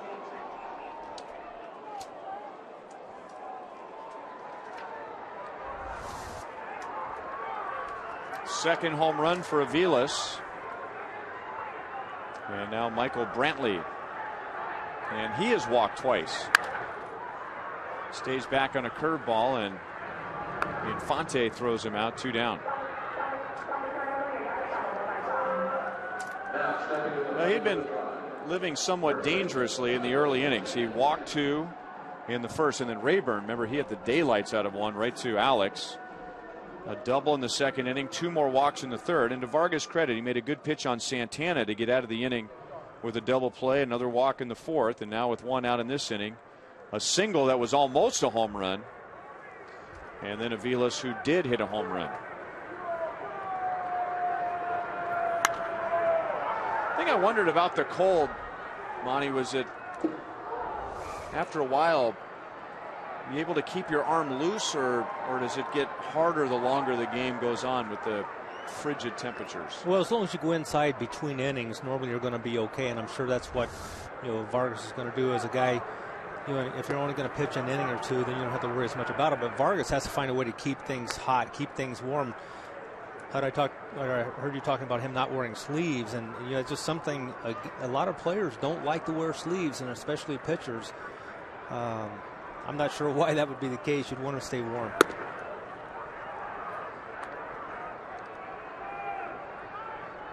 Now at 100 pitches.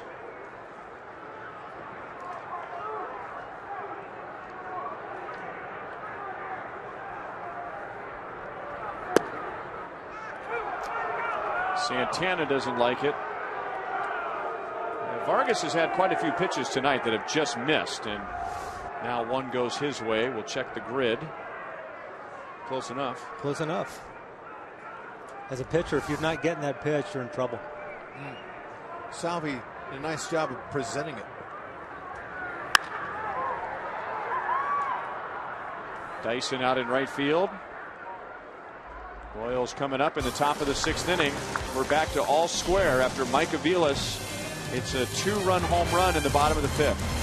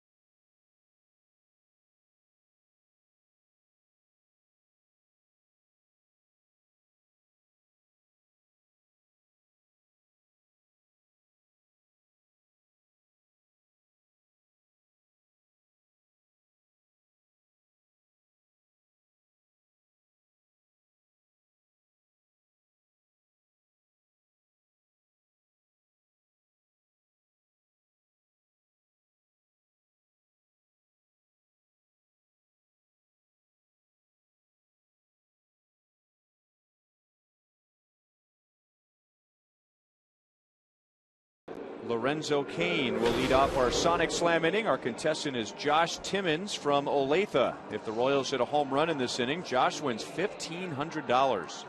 If the Royals hit a grand slam out of the park, Josh wins $25,000 from Sonic and the Kansas City Royals.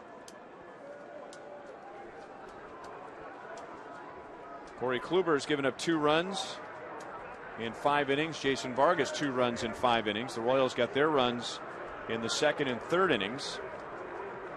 And now Kluber has retired 6 of the last 7.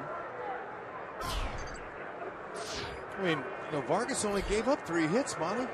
Yeah, and I think a lot of that was due to the fact that he was just very cautious in that strike zone. As a result, we saw that 5 walks. But it's a trade-off. If you're going to be walking guys, you're not going to go deep into games because the pitch count's going to get up, like we've seen here tonight with Vargas.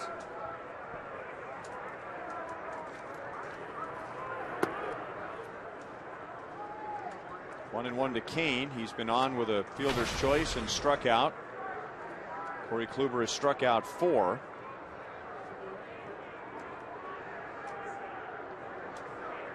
What's our fan's name from Olathe? Josh Timmons. Josh has something to do with that $1,500, and I think Vargas would appreciate a solo shot right here.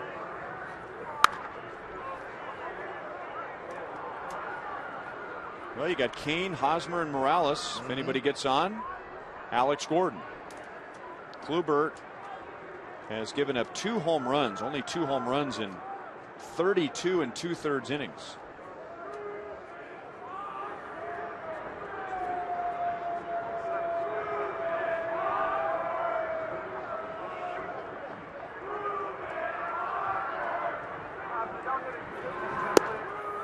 Look at the movement on that pitch. Well, he's done that to left-hand batters. Start that pitch in that area. Left-hand batter gives up on it, and this time against a right-hand batter. Kane thought that pitch was going to be outside. Yeah, and that's one thing that's made this guy such a great pitcher is the fact he has so much life on his fastball. He can use it away, he can use it inside, and then he's got these off pitches to go along with it. And when he's commanding it, he's as good as they get.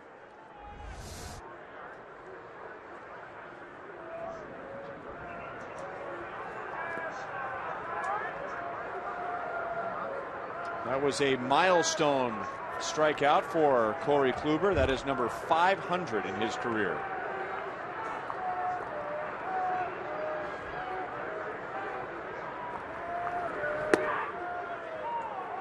Inside to Hosmer. He reminds me a little bit, Monty, I was talking to Hud about this, of Roy Halladay.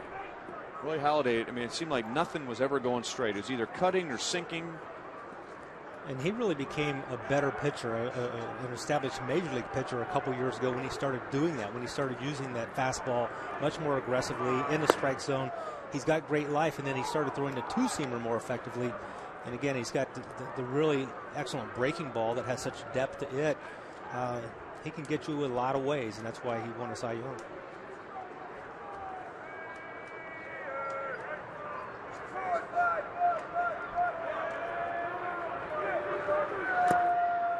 You know, Marcel Latchman, former manager for the Angels and longtime pitching coach, he told me the fastball is the most important pitch in baseball. He says if you throw it right, you can get 5 variations out of your fastball. 5 pitches in 1 pitch. Well, changing speeds, you know, sinking it, cutting it. And that pitch makes your other off pitches so much better because they have to always look fastball.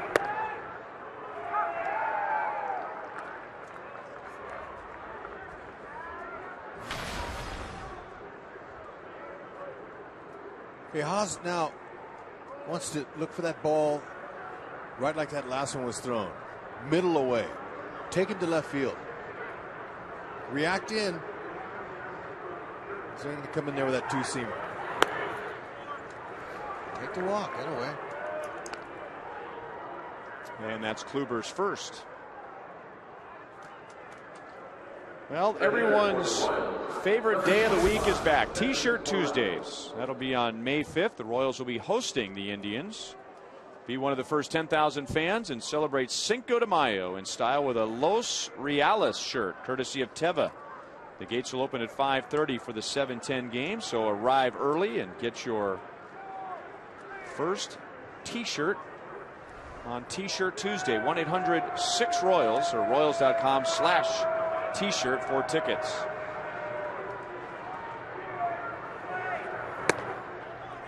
Ball 1 to Kendrys Morales. Now Roberto Perez is going to go out and have a visit with Kluber.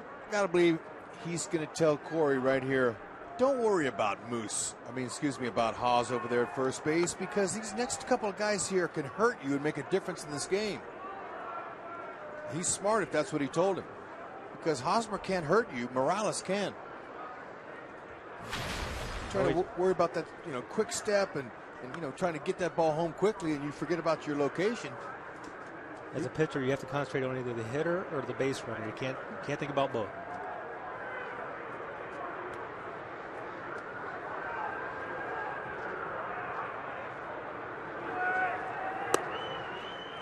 along those lines, Monty. I remember hearing somebody say, I think maybe it was Jim Cott, who had said, you can either be 100% committed to your pitch or 100% committed to throwing to first. It's the 50-50 that gets you in trouble.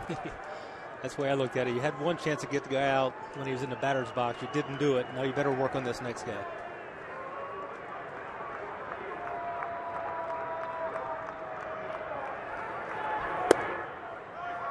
Got the call, very similar to the pitch that Carlos Santana had called on him in the bottom of the 5th inning.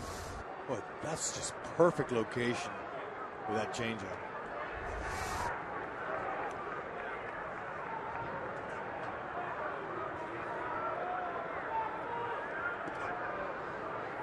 .75 pitches for Kluber.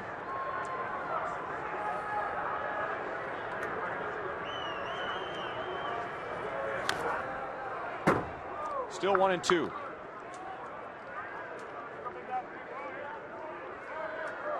Mentioned earlier, the San Diego Padres had Corey Kluber. He was a 4th-round pick of theirs. And before he got to the big leagues with them, he was traded to the Indians, a 3-team deal. St. Louis got Jake Westbrook. And the Padres got Ryan Ludwig. And you really have to rack your brain to even remember Ryan Ludwig playing for the Padres. But I'm sure a lot of people in San Diego remember that Corey Kluber was once in their system.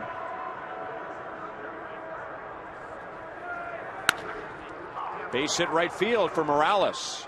Hosmer will make the turn. And the go-ahead run is at third base with just 1 out.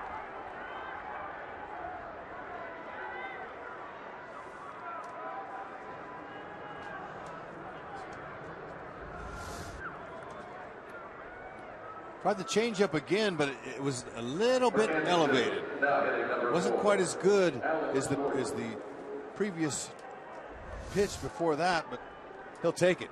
I think the fact that Morales saw a lot of off-speed stuff set him up to get that base hit.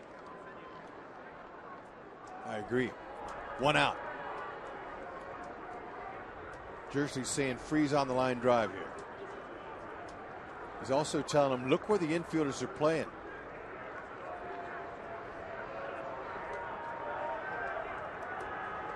Alex wants to look up in the zone if he can. Sack fly or better.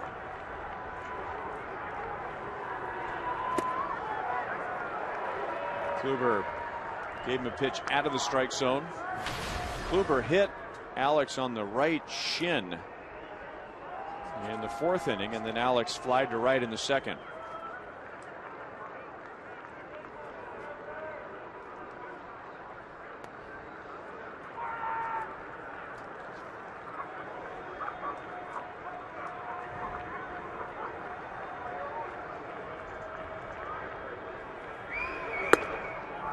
Little bit high. 1 ball, 1 strike.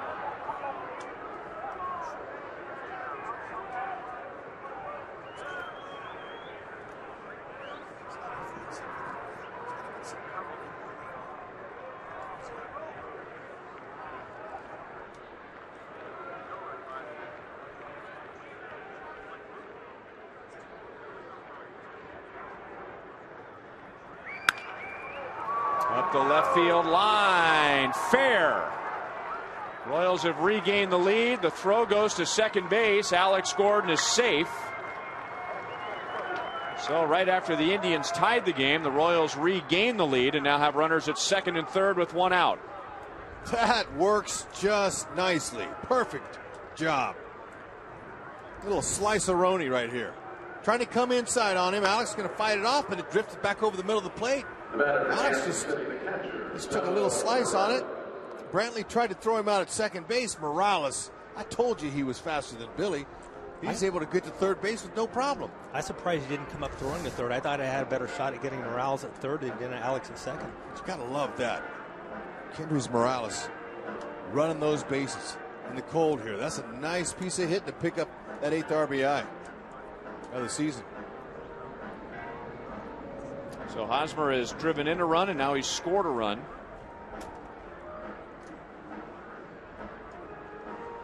Corey Kluber might be struggling to get a grip. He's going to his mouth in between just about every pitch. There you go. I mean, it's as long as he goes to the pant leg afterward.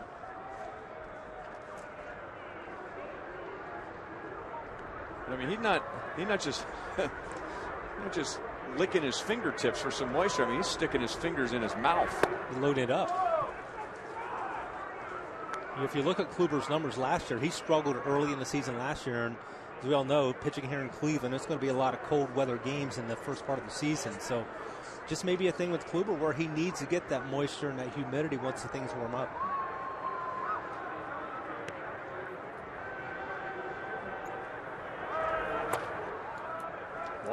Or rather 2-0 to Salvador Perez. Indians have the infield in.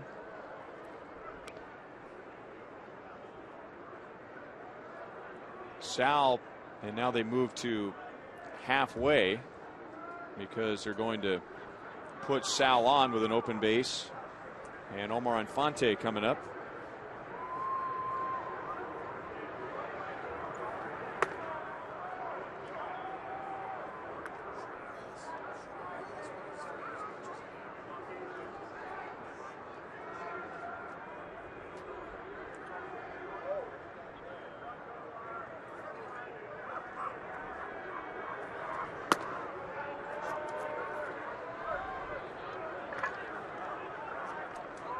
Aviles, the third baseman, was standing right there. And on each one of those pitches that were outside Morales, he took 3 steps down the line just in case the ball got away. He was ready to score. He wasn't just standing there shooting the breeze with Aviles. I like that. Morales was ready for a pitch that got off his glove or anything. He was ready to score.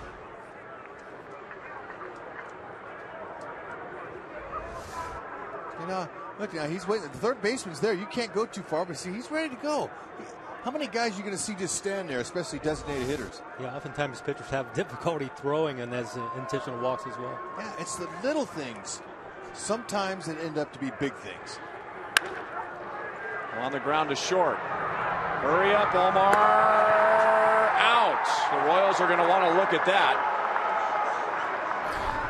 The Indians want to leave the field. Ned Yost says hang on. The umpires say hang on. Andy Fletcher, the first base umpire, did not make the call right away. It's like he thought about it for a moment. And Bill Duplessis, the Royals replay coordinator, has relayed to the dugout that they believe Andy Fletcher was right or not. Now Ned's going to come out and just talk about the logistics with Jordan Baker, but Corey Kluber gives the lead back to the Royals and then makes a big pitch with the bases loaded, 1 out. Francona's strategy paid off just barely.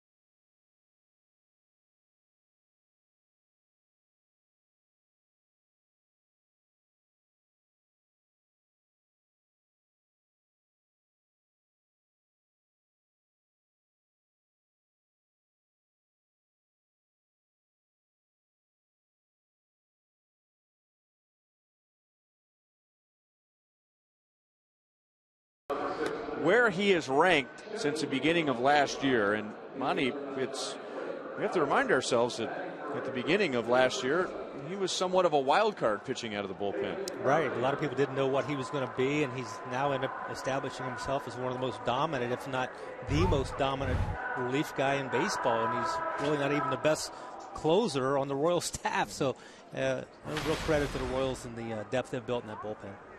Chevy called to the bullpen, and Ryan Madsen. This was a much debated roster move right at the end of spring training. Murphy is going to bat for Ryan Rayburn. David Murphy. Rayburn was 0 for 2. Remember, that was kind of the last move out of spring training. Would the Royals go with Ryan Madsen, the proven veteran who is coming off an injury that kept him out of the big leagues for a few years, or was it time to go to the lefty Brian Flynn, whom they got from the Marlins in the Aaron Crow deal? And well, sure looks like the right move now, doesn't it? Yeah, it worked out. Unfortunately, Flynn now injured. He's going to be out for a while this season. But Ryan Madsen, I think the big question is he able to go out and be healthy and be productive? So far, early this season, he's proven yes. And that's the reason that Ned brings him in. And you can even switch hit. I mean, you can bring a left-handed hitter in. But what nullifies that is his great changeup. His changeup moves away from the lefties just like that right there. Yeah, and as a right-handed pitcher, if you don't have that off pitch to throw it against lefties, you're going to get lefty after lefty coming off the bench or in the lineup to start the game if you're a starting pitcher. But they found a way to really offset that with that changeup. With Jason Vargas starting tonight, Terry Francona left a lot of his left-hand bats on the bench, and now here they come. Brandon Moss, and we remember him from the wild card game. He had 2 home runs. Little check swing, and that will drop foul. And he homered very early in the game against James Shields, and then what many of us thought might have been the back-breaking home run when he homered off of Yordano Ventura late, a 3-run home run for Moss, setting up a finish we will never forget. So this was the one early in the game, and that was a big boy home run. That was over the bullpen. Shot off Ventura wasn't no ping pong shot. No, it wasn't.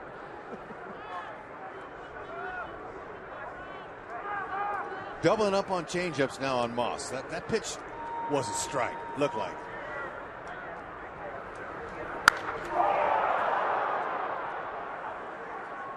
Never fair, but impressive as far as distance goes.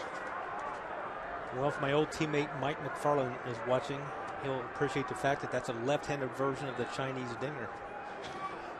The Chinese dinger? Mac led the world in Chinese dinger. And that's something like that home run distance but foul? Only down the left field line.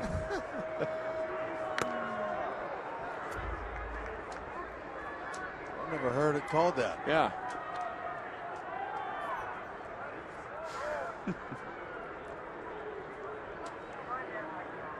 What do you get for leading the league in Chinese dingers? That's a good question. Yeah. I don't know. Well, they feel good. Nothing but a long strike. Oh, get him out of there. Salvi liked it.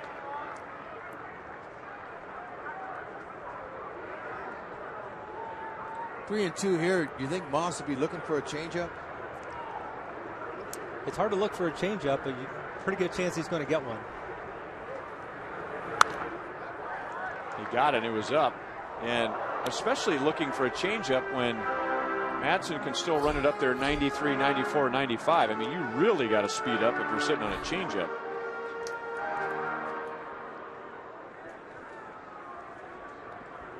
Salvi thinks it over. He wants Madsen to shake off the sign and go back to the change. And that was the right call. That was a nasty disappearing pitch on Brandon Moss.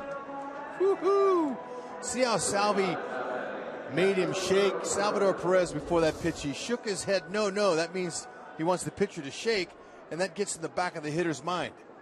And the confidence for Ryan Madsen to throw those pitches on a 3-2 count. I mean, that establishes why he's so good and why he's got that success in that resume.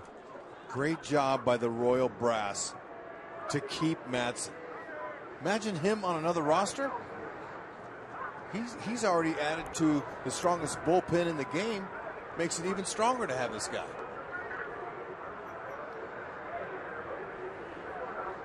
Two down to Roberto Perez.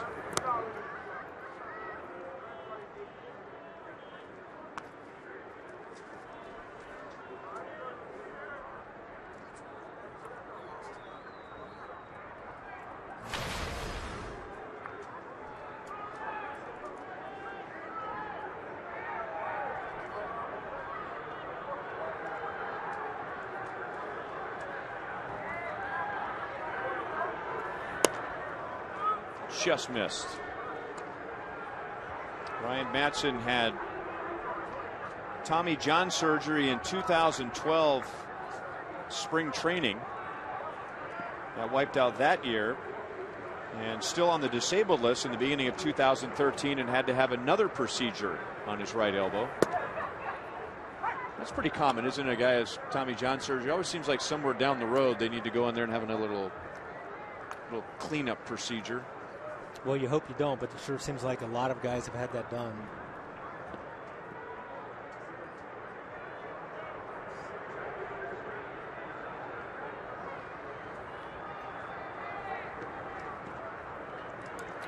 Hitters going back to the dugout, Moss is, and those other guys are going, what was that? That's his changeup. So now what they do is they look at the pitcher's glove. There's another one. They'll look at the pitcher's glove and they'll see if they can pick that pitch up when he goes in there. So it's really important that pitchers that have that good pitch make sure that they keep that glove width the same as when they go in with the fastballs. They do the changeup to keep hitters from peeking off of them, checking them. Did you ever have a teammate or somebody let you know that you were tipping your pitches? I did. I had a teammate that let me know I was tipping my pitches. Unfortunately, he wouldn't tell me what I was doing because he was afraid he was going to go to another team. Pat Borders. Wait a minute. That's true. He wouldn't. When you guys were teammates, he wouldn't tell you? Wouldn't tell me. What? Because he goes around and gets on another team. He faces Monty. He doesn't want mine to change it. He wants a chance to get a hit off it. Whew. Ryan Madsen, tipping his pitches or not, he cuts through the Indians in the bottom of the 6th inning with a ground ball and 2 strikeouts. Gotta like what you're seeing from Madsen.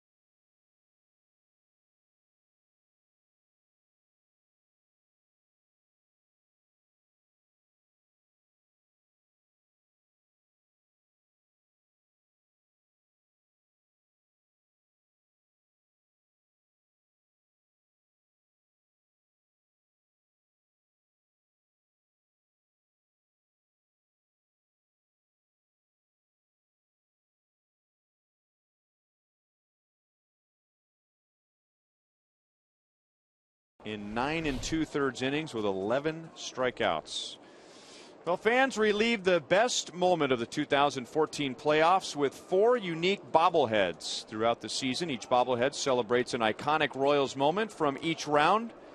Begin your collection this Saturday with a Salvador Perez bobblehead commemorating his thrilling walk-off hit in the American League wildcard game. That's to the first 15,000 fans. Royals.com for tickets.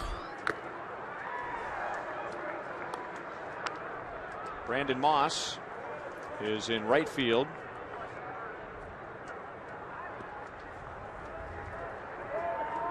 Moss hit for Jerry Sands, who started the game in right. 1-1 on Dyson. Gerard's got Aviles, the third baseman, in on the grass. I mean, way in. So now, get that fastball in the outer half to slap it by him for a double. Who came in on him.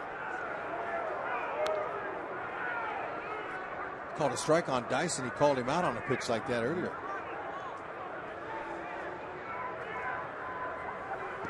I think for the most part, Jordan Baker's doing a nice job tonight.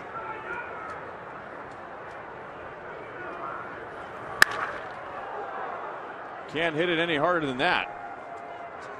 Dyson whistles one over Kluber for a leadoff single.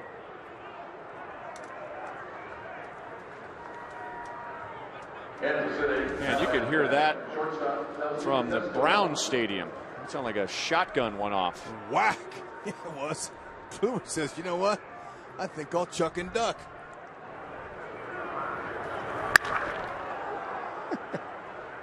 That probably wasn't as close to Kluber's head as Kluber thought it was. Because I can tell you, when those come back up the middle like that, you think they go through you. It's unbelievable. Dyson has already stolen 2 bases tonight, his first 2 of the year.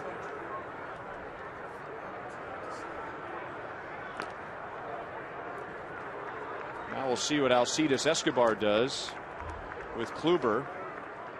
Hud's been talking tonight about Esky trying to pull him and pulling off the ball.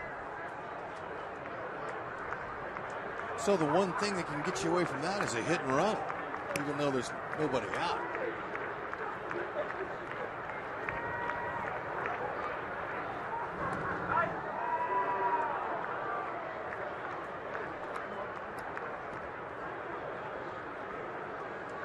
Dyson stole him 2 bags already tonight. Ripped off second and third. Last time he got out there.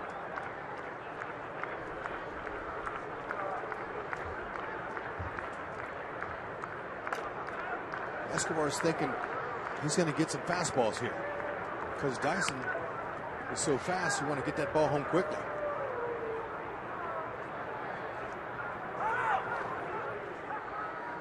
We were talking about this when Dyson was on and Escobar was batting in the second inning, that Kluber is able to come set long enough to make Dyson's legs heavy over at first base, but quick enough to pitch before Escobar can call for time. Yeah, that drives a pitcher crazy when you just do those things on first base to kind of take your attention away. Dyson runs. And Dyson will get second base as Ramirez throws out Escobar.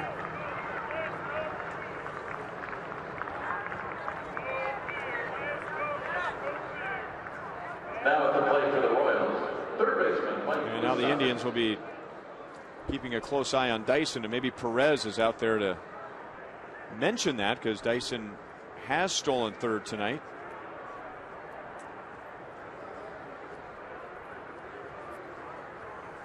Francona has a left-hander up in his bullpen.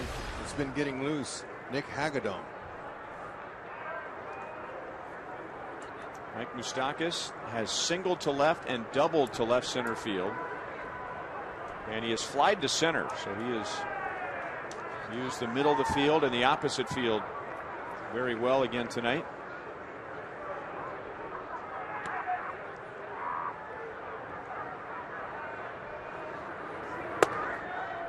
Over the inside for a strike. Hud, I thought it was a very interesting comment that Terry Francona made today when you and I were talking to him about Kluber and his pitch count. He said he's really not on a pitch count. He's on a time count. He wants him out there as long as he can be out there. That's right. And he's thrown over 100 pitches in a few of his outings already. But I asked him, what is he, a 100 pitch guy? He goes, hell, he was throwing 100 pitches in February.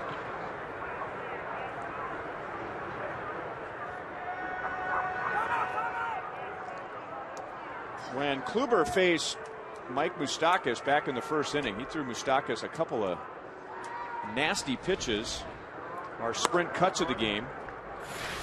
First a cutter, nasty cutter there, then a fastball riding away from him, and then one straightened out, and Moustakas went the other way. And that's one of the things that makes him so effective. You don't know if the ball is going to be moving to the left or to the right, and he has the ability to locate and almost seemingly do it with intent every time. Perez got a glove on it. That holds Dyson at second base. And Moose has the ability to pull out a 2-strike approach with 1 strike. So anything that's up in the zone, he's confident to just flick it out there. Just stroke it. And any base hit out there likely would score Dyson as quick as he is, unless he hits it so hard that Jersh has to hold him up.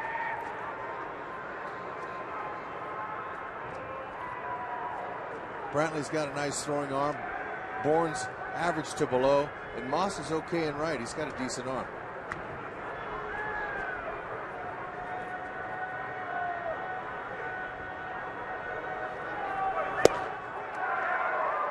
One and two.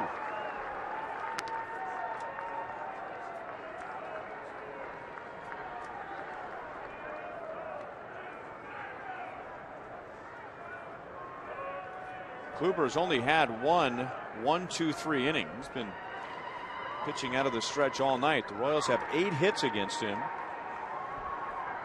The Indians have committed 2 errors.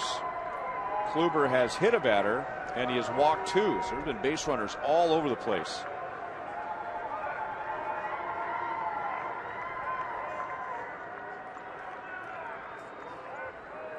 Like to see the indecision here, Monty. Whenever you're a hitter and the guy taking too much time, you've already gotten 2 hits off the guy, you know that you're in his mind. And he had just executed a very nice pitch to Mike Moustakas on the pitch before, and I was kind of surprised that there was any indecision on what to throw because he executed it so well and Moose missed it. So I was really looking for him to go right back to it. Now, keep in mind, Yan Gomes, his normal catcher, is out for a couple of months, so a little indecision there. Yeah, but you know he's got Moose down on the count 1 and 2. He had 2 strikes on Moustakas though earlier in the game, and he had a nice easy swing to left field. Dyson takes off, and for the second time tonight he swipes third base and has 3 stolen bases in the game, and having a little fun with Mike Aviles over there. Great jump.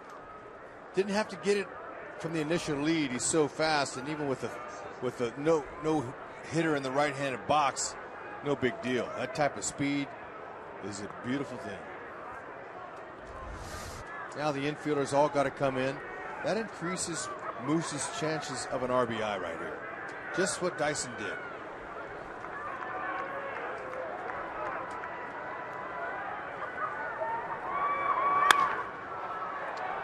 Up the left field line and just foul. It's a nice looking swing. Try to pull that, you're walking back to the dugout.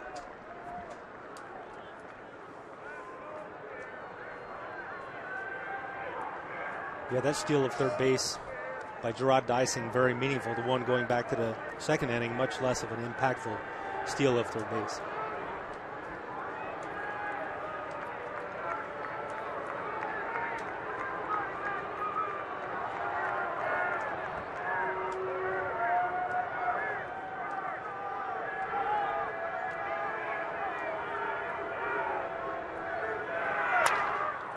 Cracked his bat, and it is almost impossible for a left-hand batter to hit the ball where Mike Moustakas just hit it. That would have hit him in the sternum if he didn't swing at that. I bet it hits him. And that's 2 inches off of his thumbs. But here's what he's thinking. That last pitch was a breaking ball. Moose flipped it down the line. Moose said he's coming inside. I can feel it. He's coming in. So that's called a guy who's committed inside. And he was going to swing no matter where. Looking to turn and burn. That's it. It's too bad that bat had 2 nice knocks in it off a Cy Young Award winner. I hate to lose that one, but he's hoping to pick up a big insurance run there for the Royals at third.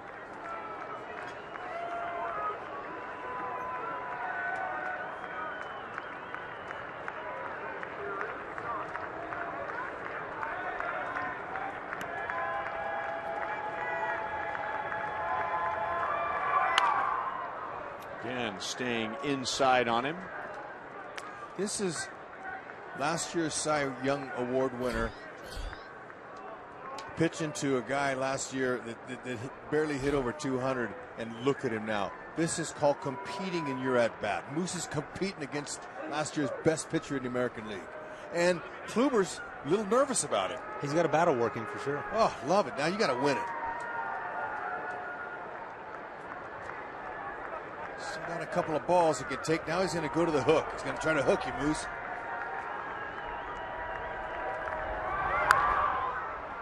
Fouled it away.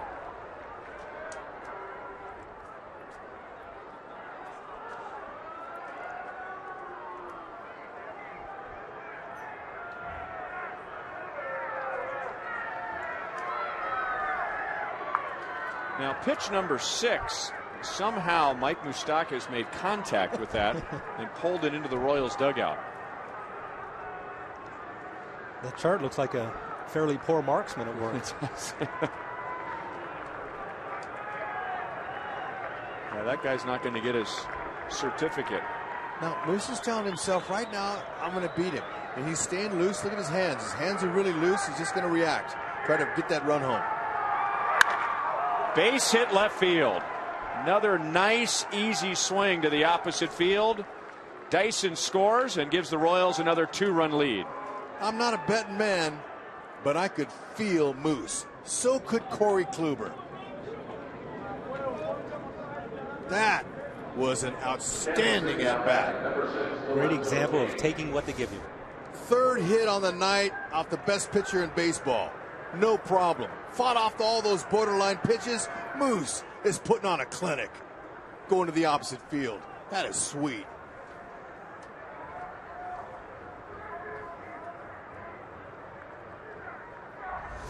Great bag by Dyson to get over there at third base to draw the infielders in, and Moose just went to slicing and dicing.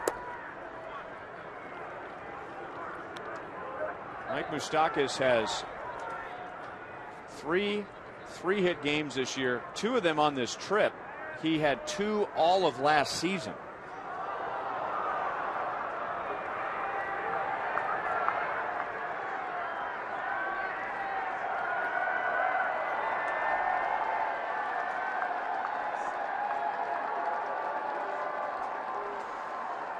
The crowd is reacting. Every now and then you'll get some seagulls that'll fly in off of Lake Erie. And let's just say a seagull did what seagulls often do on the Royals dugout, and some of the fans got a kick out of that, especially with the Indians down 4-2. And now Kane has a hit. So the Royals have 10 hits against Corey Kluber in fewer than 7 innings. And they have just knocked him out of the game. Here comes Terry Francona. Ryan, you asked me in the open of our show tonight that the fact that the opponents got 13 hits off of Kluber in his last start, you think that's going to help the Royals? Absolutely. Look what they've done. They put some more doubt in the Cy Young Award winner. Nick Hagedorn is a Chevy call to the bullpen for the Indians.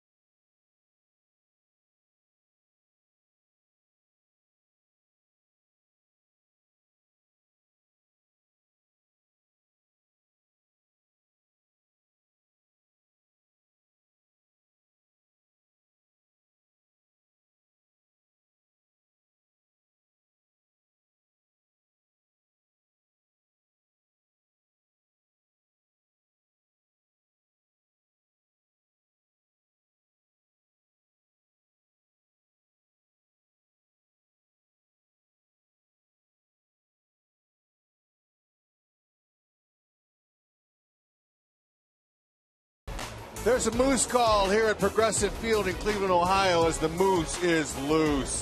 Just wearing out last year's Cy Young Award winner. Tremendous swings, under control, using left side of the field, only like Dale Swain could have dreamed of. With Moose coming in here, sitting in that number 2 hole, driving the bus, Monty. He's looking sharp. I can't help it. I'm excited because that is just some kind of hit, and the Moose is so confident now. He's a different hitter, and that's going to make the entire Royals lineup better. Nick Hagedorn is on to face Eric Hosmer. 2 on, 1 out. Oh man, did Hosmer have a rip. He was ready for that first pitch fastball at 94 miles an hour.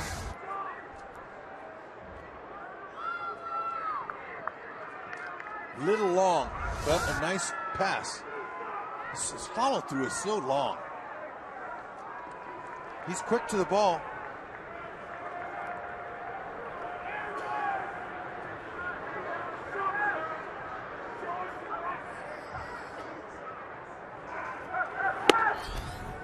Inside at 95. Hosmer has faced Hagedorn 5 times and has 3 hits against him. Tonight, he has singled, walked, drove in a run, and scored a run. He has Moustakas at second base. Moustakas has driven in the run in this inning, and Kane at first. He likes those tall lefties. 6'5", 230, Hagedorn. 92 to 96 with that fastball. Hard slider. Occasional split fingers, Monty.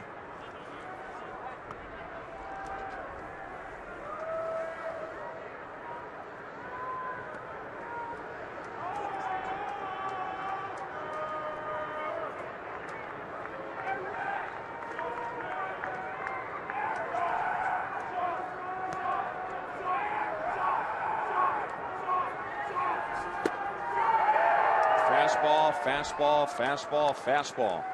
2-2 on Hosmer. And Hud, you're talking about that long finish on his swing. One thing I've noticed this year, Eric Hosmer's not been falling out over the plate that we saw him do so much last year. And that's why I think he's been so much of a better hitter. Like to see him cut down that swing, especially now with 2 strikes, but still he's not out of control out over the plate. Nope, we're seeing a much better Moose, and we're seeing a much better Hosmer.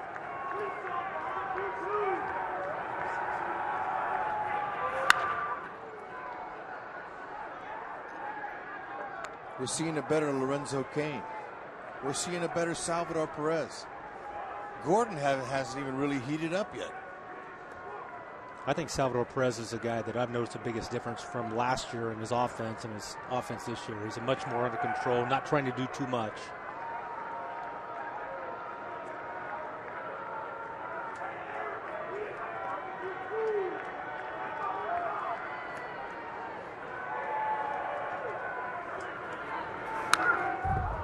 Another good rip.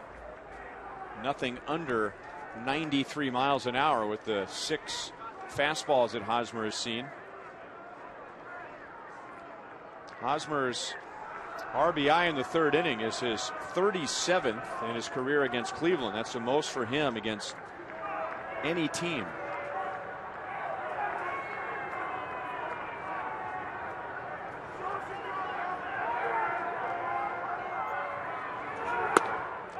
Breaking ball missed badly. So I can tell you right now, Haas is sitting all over that fastball. Hagedorn thinks he can blow it by him, Monty. Let's go the other way. Got a big gap in left center. I'm with you. Hosmer looks like he wants the 3-run homer.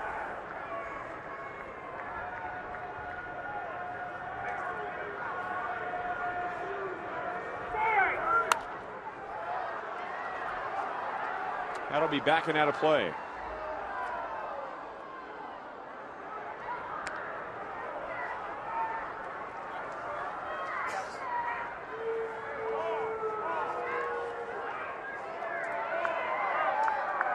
Royals offense had been scuffling some over the past 4 games. Batting just .243.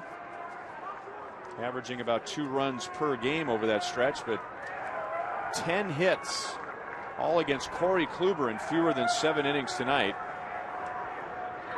A run home in this inning and 2 on 1 out for Hosmer.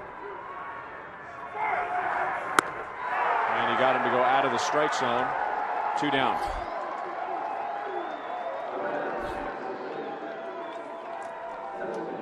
What do you call that, Hud? Swing mode? Exactly. He had Hosmer all in that swing mode. That's a perfect pitch for Hagedorn. He throws him a ball down the middle. Hosmer might have hit a 3-run homer. And that pitch looks so good, but it's not. You can't hit it. And it literally looks so good because it's right at eye level. I mean, the eyes tell the brain, wow, I see this pitch really well. Swing at it, right? That's right. And it goes against everything that you're taught as a pitcher. They tell you to climb the ladder to try to get it out like you just saw Hagedorn get. But as a pitcher, you're trained to be down in the strike zone. So oftentimes you have to adjust your sights a little bit.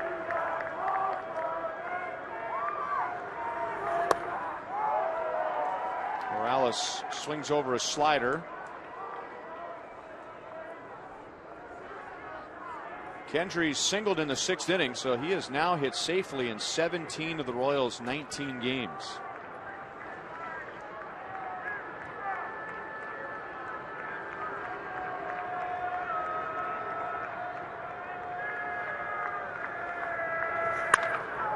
Look out. Oh, man. Watch out over there.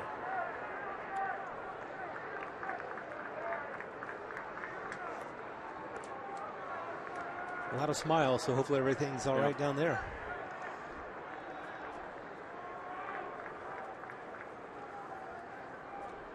Royals were right. And they said, we'll get Morales. We'll give him 80 to 90 at-bats in the spring. We'll get his timing back, and he'll help us. And he has.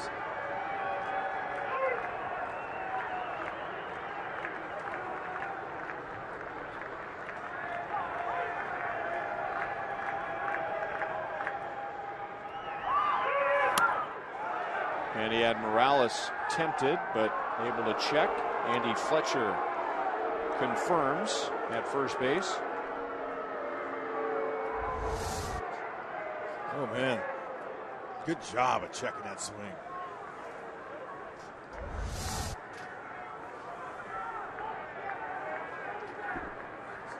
Dyson started the inning with a single. He ended up stealing third. With 1 out, Mike Moustakas got him home. Kane singled, and now 2 down.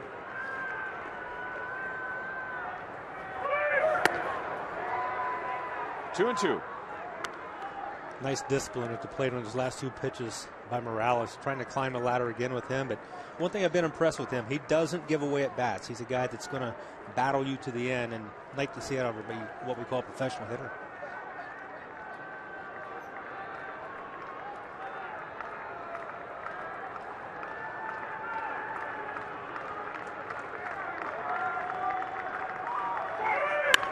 Breaking ball stayed up, and it's by Aviles.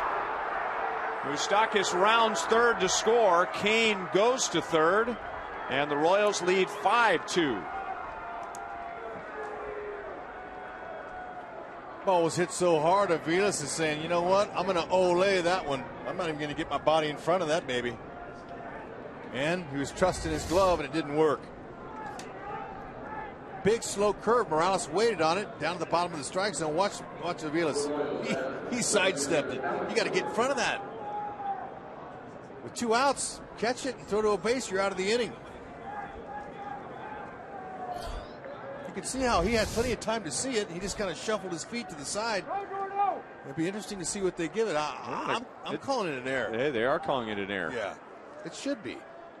That is the 3rd error by the Indians defense tonight. As much as Morales wanted that hit, Aviles butchered it. First and third for Alex Gordon. He has driven in a run, and he didn't mean to do it. 0-1.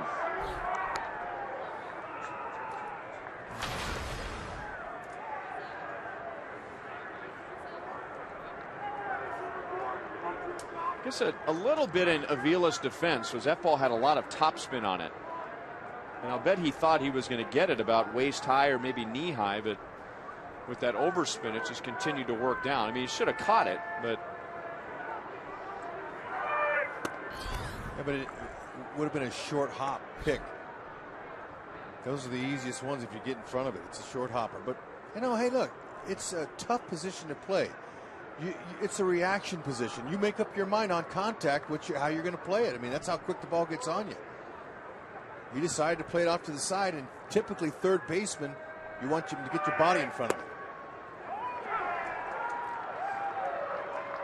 And he's a valuable player because he can play all over the place, but he's not great in one position. He's adequate in different spots you put him in. It's not an everyday third baseman. He was the Royals Player of the Year in 2008 as a shortstop.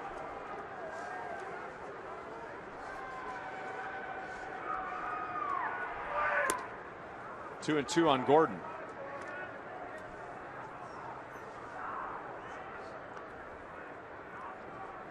I hated third base. It was tough. Not only got to react quick, but you got to whip that ball all the way across the diamond. A long throw, especially when you're at the back cut of the infield. Base hit right field. That's a second RBI tonight for Alex Gordon. And for the Royals, their 35th two-out RBI this year.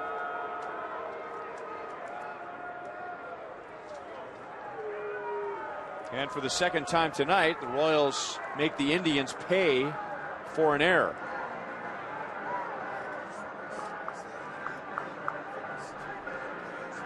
So the Royals lead 6-2.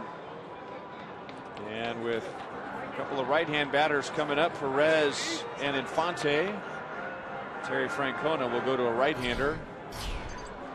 Zach McAllister.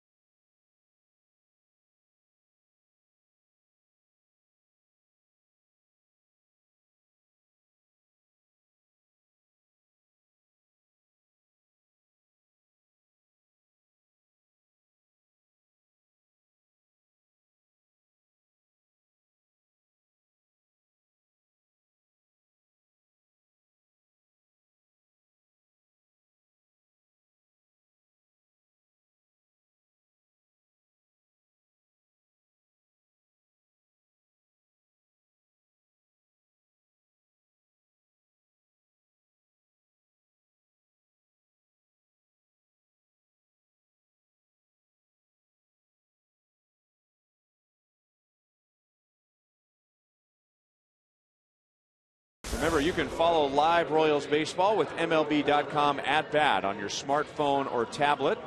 Stay connected to the Royals all season wherever you are with the MLB.TV Game of the Day. That includes in-game highlights, live look-ins, replay reviews, radio broadcasts, and more.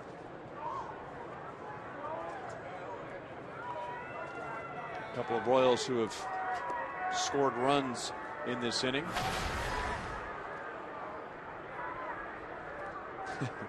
They've given Corey Kluber one too many strikeouts. He has 5, and so the Indians have 6 right now, and they have not won a game when they have struck out 7 or less. And when the Indians allow 3 or more runs, here's how bad their offense is struggling. When the Indians allow 3 or more runs, they are 0-10. Usually for most teams that's 5 or more runs, but for the Indians it's 3 or more runs.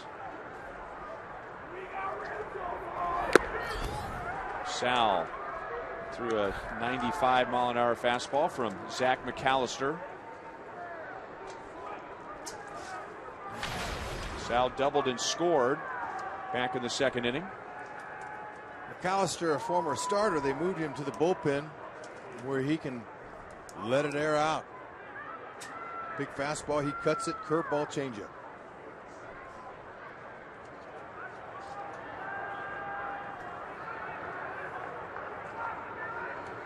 You mentioned it, Ryan. 35 two-out RBIs by the Royals. Those two-out RBIs break the opponent's back, especially after an error. That just hurts them. Royals just keep on coming. Got to be great for the Royals hitters' confidence also. Broken bat. Ramirez going to have a long, tough throw. Nice play. The Royals took advantage of an error, and then a nice play puts an end to a 3-run top of the 7th inning. The Royals lead by 4.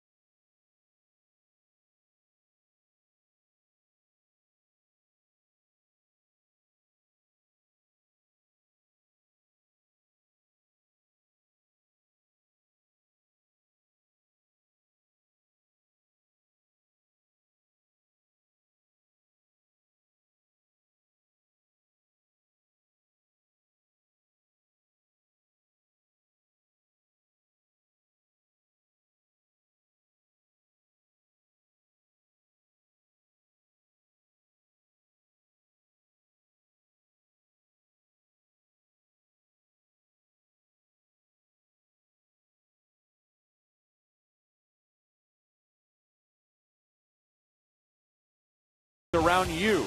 Call 1-800-PIC-ATT. Buy your Midwest Ford dealers. For great deals on new Ford cars and trucks, visit thoroughbredford.com.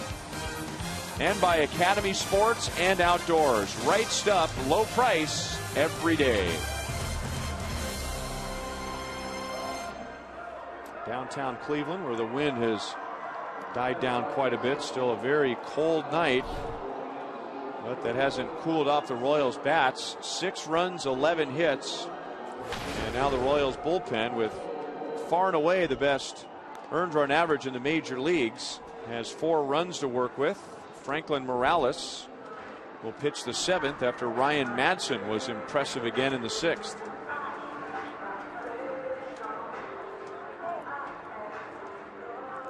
Morales, another one of those lefties that don't like the sleeves.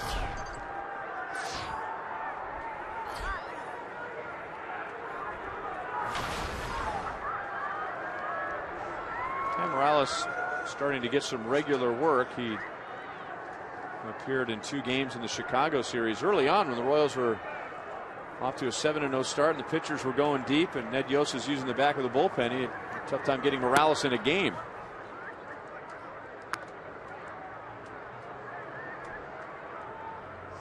Morales pitched yesterday in Chicago, had a 12-pitch inning.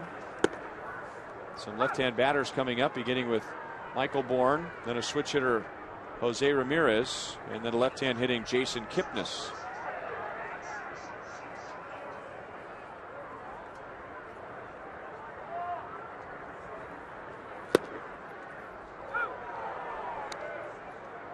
One and two on Bourne. You know, as a starter, he has 4 pitches, but he's mainly fastball slider now.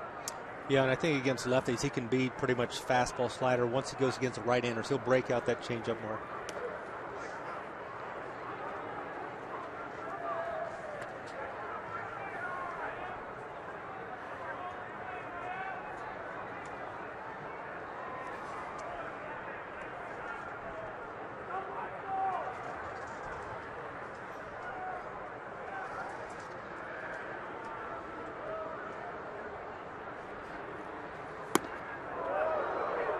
Three and two.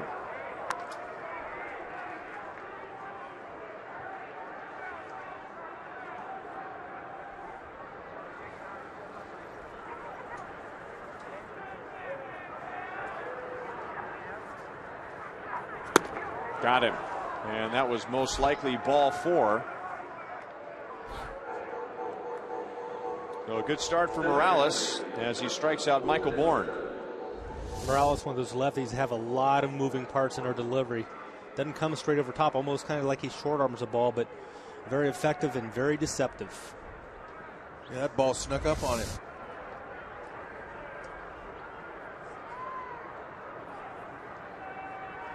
Now the switch hitter Ramirez, he is 0 for 2. Trying to bunt his way on in the 7th inning with 1 out. His team down by 4. Well, I guess if he feels like that's the best way to get on base. And that right side was wide open if he got a bunt down. He's going to try again.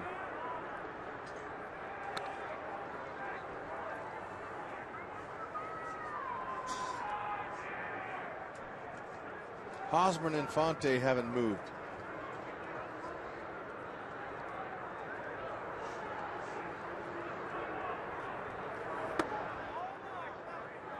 Two and one on Ramirez.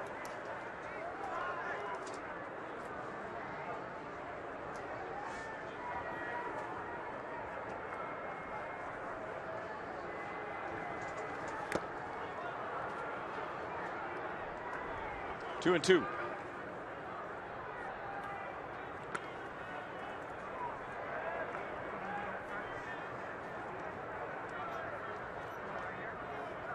Bottom third of the Indians lineup. You want to work your way through those without any damage. Royals, nice job of that tonight. All 3 of those hitters hitting below 200.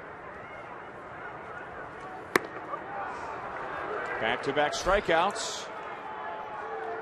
2 down in the 7th. Morales has always had the big arm. He was signed by the Rockies as a 16-year-old 13 years ago. And for many years he had to shake that label of being a thrower, meaning the velocity was there but didn't have the complete feel for pitching.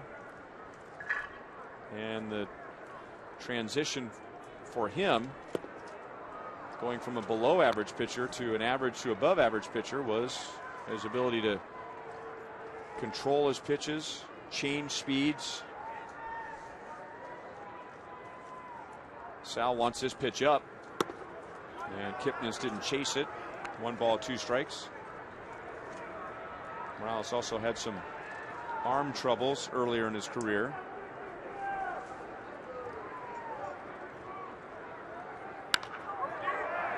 Shallow left field. Alex dives, and it's going to bounce over him, but it's not going to roll very deep. I think his first step was back. Thought it was hit a lot harder than it was. 2-hit game for Kipnis. Almost couldn't even tell if Alex fell or if he dove at this ball.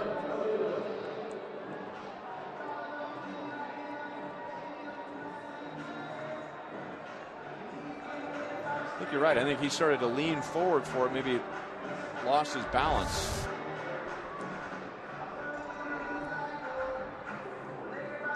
It was interesting. Joel and I were talking to him about that tremendous catch he made in the stands yesterday. And he said off the bat he read it and he felt like he was going to have to go either against the wall or into the stands for that catch.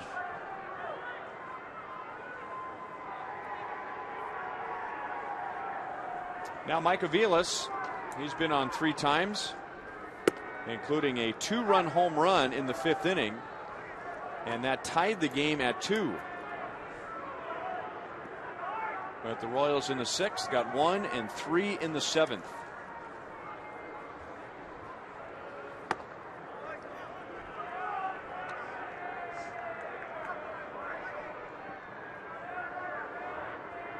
And the Royals took advantage of an Avila's error in the 7th inning, helping score one of their runs. Didn't mean to do it, and Hosmer will take it himself. Franklin Morales has a scoreless inning, 2 scoreless innings for the Royals bullpen tonight, and a 6-2 lead to the 8th inning.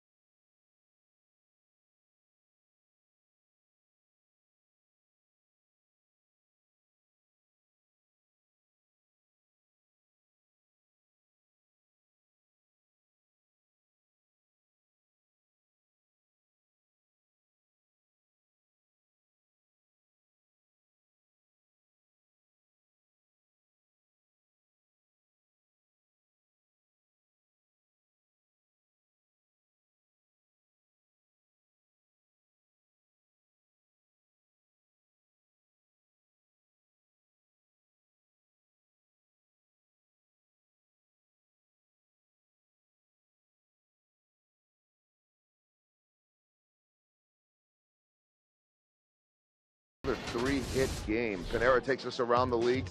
Ryan told you before about the White Sox and Baltimore postponed. Our thoughts with everyone right now in Baltimore. Detroit all over Minnesota early. Seattle and Texas delayed. Toronto one better than Boston, and it is the young Devin Travis getting things done. The rookie for John Gibbons up onto the monster. 5-4 the score there right now. Nice little American League East battle. I was about to say not involving the Yankees or Red Sox. They got half. Zach McAllister stays on for the 8th inning. He'll pitch to Omar Infante, Gerard Dyson, and Alcides Escobar. McAllister got Salvador Perez on a ground out to finish off the 7th inning. The Royals scored 3 in the 7th, and all the runs were charged to Corey Kluber. The Royals get 6 runs against Kluber in 6 1/3. And that doesn't normally happen here. The Royals have had some good games against Kluber in Kansas City, but normally do very little here. 2 of the runs were unearned. No swing, and 3-1 on Infante.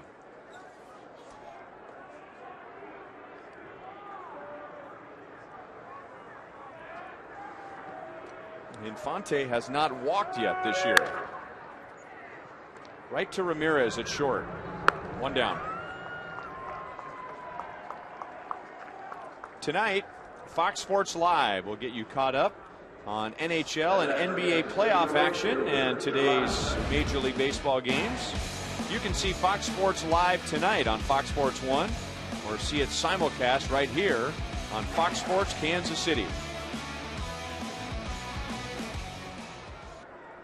Gerard Dyson bats. He got the 3-run rally started in the 7th inning with a single, solid single. Hit a rocket right over Corey Kluber.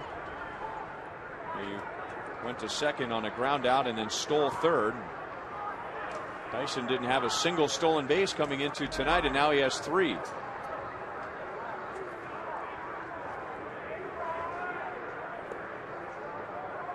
What a weapon. Dyson got the call tonight instead of Paulo Orlando, largely because he hit 286 off of Corey Kluber. So Ned gave him the start. Look what Dyson has done. He's responded well for him. Managers love to make a move like that and have that one guy have a big game. Not that Ned's going to boast and say, look what I did. It's on Dyson. Dyson, he's hungry.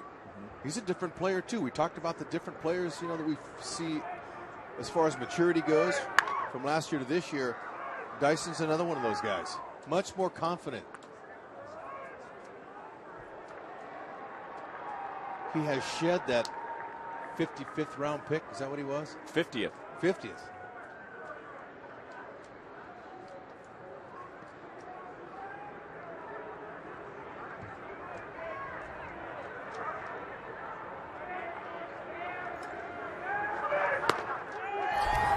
Callister strikes him out. 2 down in the 8th inning. Now batting for Kansas City, shortstop Alcides Escobar. McAllister has made 1 start, and this is his 5th relief appearance. Alcides Escobar is 0 for 4. He has struck out twice. Batting average down to 278. That 0 for 7 hurt him, set him back in that long extra inning game against the White Sox.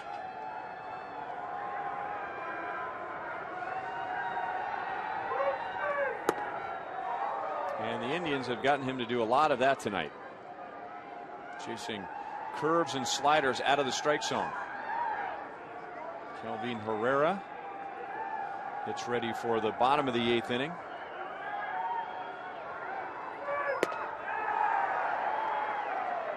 One and 2.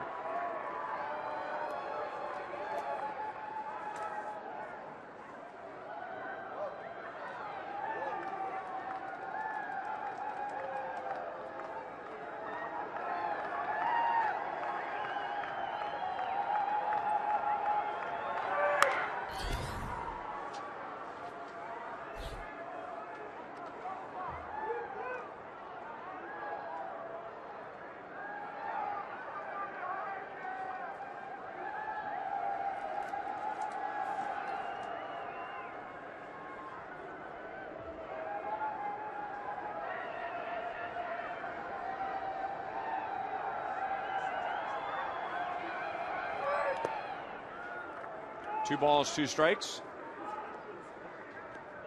The Indians won the season series from the Royals last year. It was a close season series.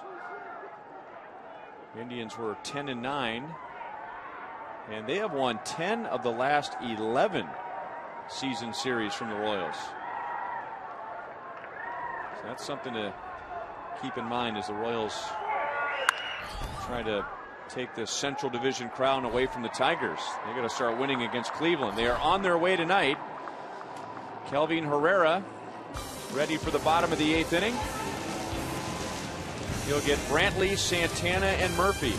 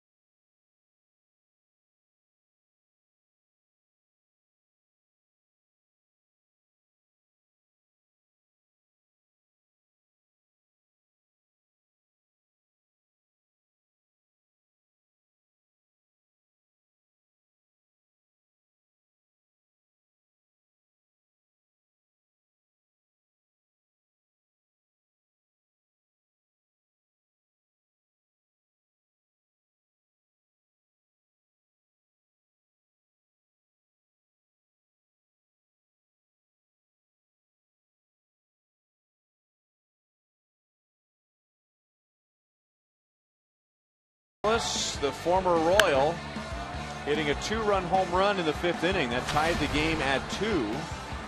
Second home run this year for Aviles. But then he had trouble on defense and committing this error in the Royals' 3-run 7th inning, leading to an unearned run. It is one of 3 errors for the Indians' defense, infield defense tonight.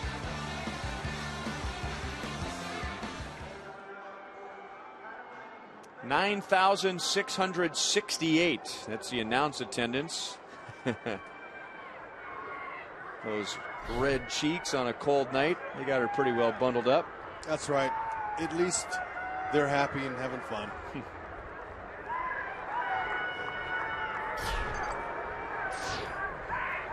Kelvin Herrera.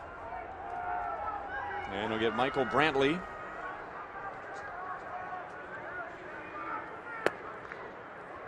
Brantley had 3 plate appearances against Jason Vargas, and he's 0 for 1 with a couple of walks. And for Kelvin Herrera, he has allowed 1 earned run in 7 1/3 innings with 9 strikeouts.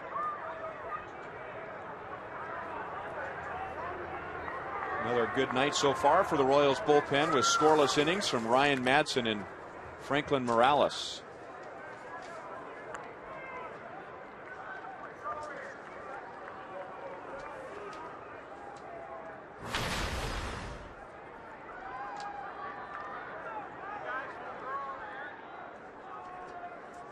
Brantley's 2 for 7 with a couple of doubles off of Herrera in his lifetime.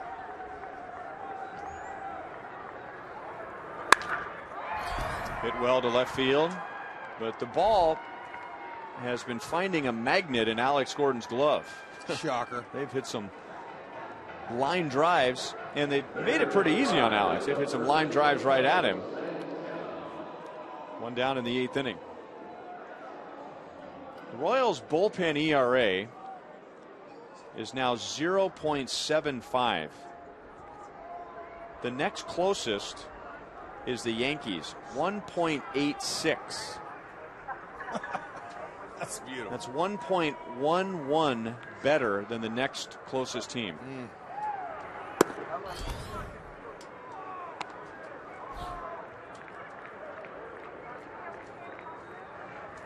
And Dylan Betances is not even closing for the Yankees. He's the setup man.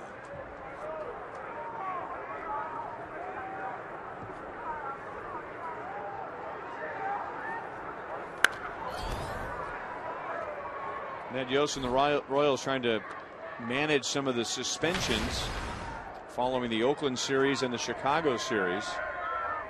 And Kelvin Herrera, at least for now, has 7 games to deal with. The Royals did decide to drop Edison Volquez's appeal, so his 5-game suspension began tonight.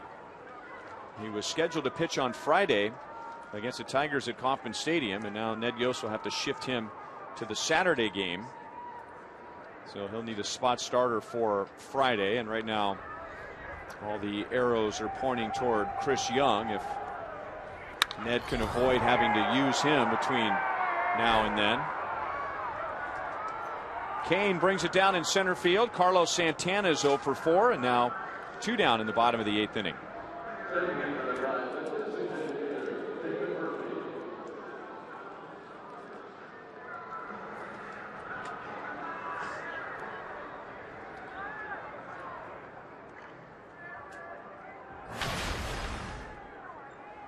David Murphy is a pinch hitter for Ryan Rayburn, grounded out in the 6th inning.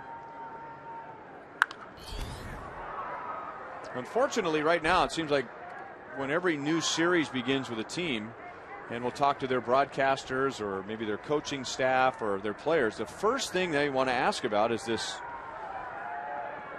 pesky Royals team, you know, playing with a chip on their shoulder, and why are there so many incidents? And I explained to a couple of guys today, and describing Kelvin Herrera, who has dealt with, 2 different suspensions for 7 games. If you went up and talked to Kelvin Herrera and introduced yourself, you'd have no idea that he's been in the middle of all this. He's very quiet, soft-spoken, very courteous. But that's before the game starts. That's right. Between the lines, they become highly competitive, and obviously they're sticking up for their teammates. Hopefully that's all behind us now.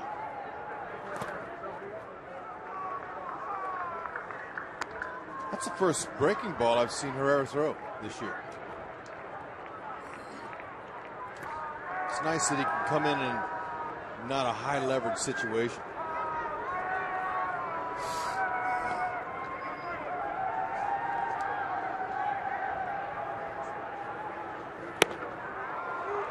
That is another scoreless inning for the Royals bullpen. 3 straight tonight, and we go to the 9th. 6-2 KC.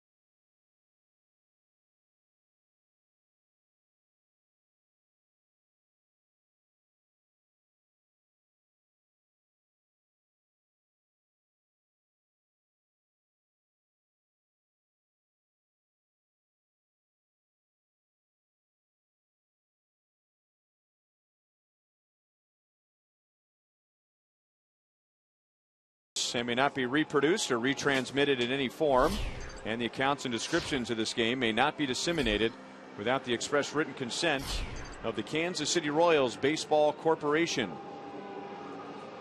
Ryan Lefevre, Rex Hudler, Joel Goldberg, Jeff Montgomery at chilly Progressive Field in downtown Cleveland, with producer Joe Lavero, director Steve Kurtenbach, associate producers Al Broughton, Sam Abramson, Dave Holtzman, and the producer of Hy-Vee Royals Live is Brian Tito Shapiro, the Ohio native, who is excited for Game 2 tomorrow with Jeremy Guthrie, who came up through the Indians system, a former first-round pick of theirs, and Trevor Bauer. The Indians really need him to take his game to another level, and he is headed in that direction early on.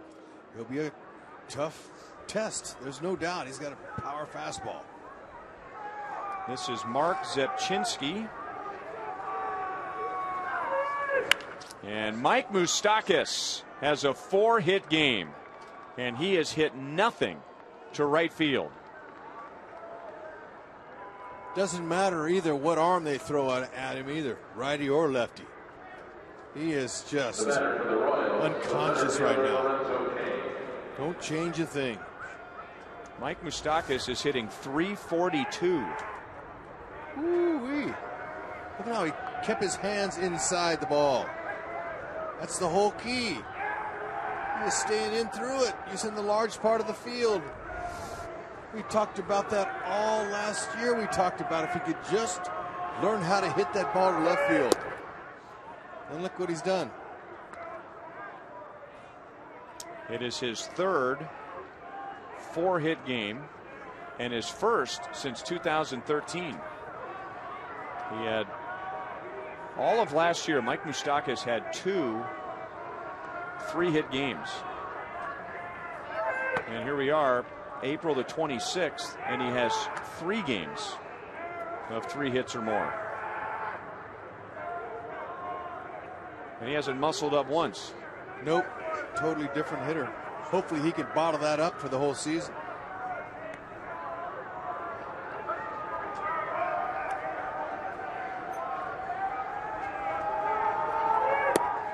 You know, and he's a guy too, and especially in his struggles, you know, his emotions can run pretty hot, very passionate. And early in his big league career didn't take failure very well, but you know, let's face it, he committed a critical error yesterday, and yet when the game is over and we're getting on the bus and getting on the plane, you could tell he just let it go. Doesn't mean he didn't care, but he was able to just turn the page. And here we are a day later, 4 hits, 2 runs scored, and an RBI. Just figured it out. In a day-to-day game, what you did yesterday is gone. If you hold on to it very long, it could hurt tomorrow and the next day. Don't know if you'd have been able to turn that page last year.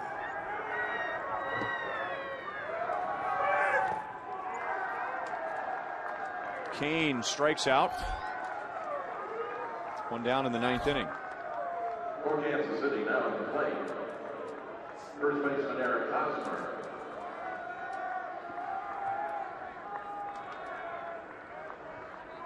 Zipchinski has a fastball, curveball, changeup.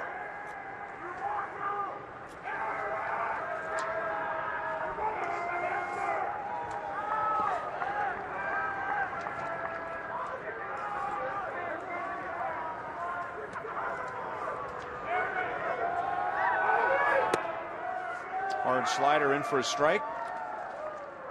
Eric Hosmer has driven in a run, and he has scored a run.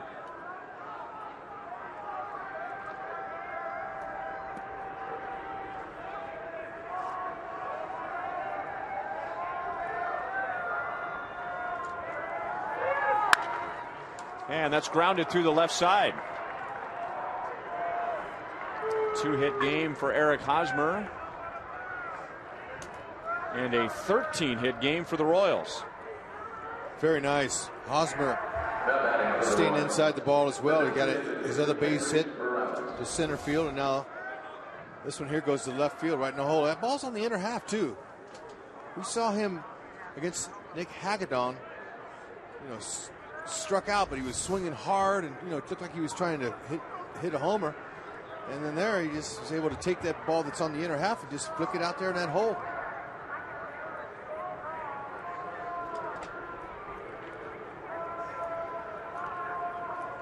Dale Swaim was telling me they're starting to figure it out. They're starting to figure out it's not all about your top hand, it's about that bottom hand.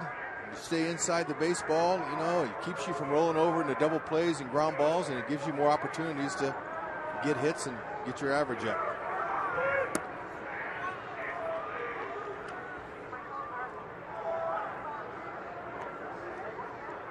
Kendrys Morales has a 6th inning single. Every starter but Alcides Escobar has hit safely tonight.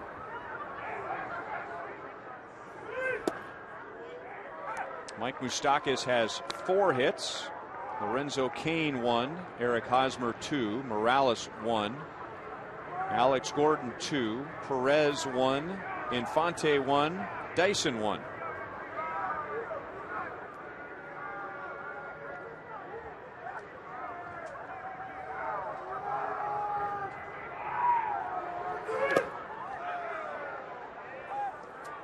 No swing.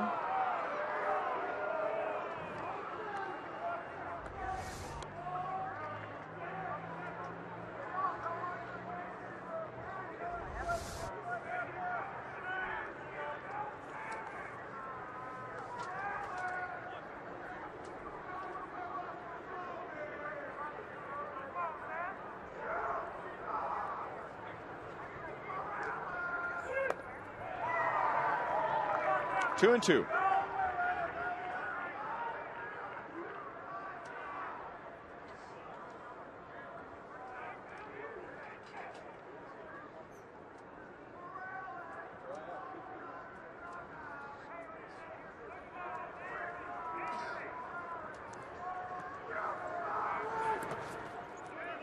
Saved by Perez.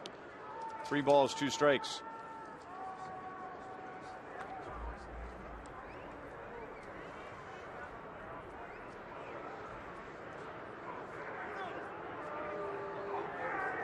44 degrees at first pitch. And that was at 6:10 local time. That was 3 hours and 10 minutes ago. And that was before the sun went down. Zepchinski strikes out his second in the inning. And the wind chill was in the mid to upper 30s when the game started. So you can imagine how cold it is now. 2 strikeouts for Zepchinski. Good to see a smile on Alex Rio's face. You were talking to Ned about him before the game tonight. That's right. Good news. He's getting ready to start some baseball activities. And he took another X-ray here in Cleveland, right? Here in Cleveland. And everything's good. It's healing rapidly. Alex is 2 for 4 with that ground out to second base. A 4-hit game for Mike Moustakas. And the Royals are 3 outs away from taking game 1.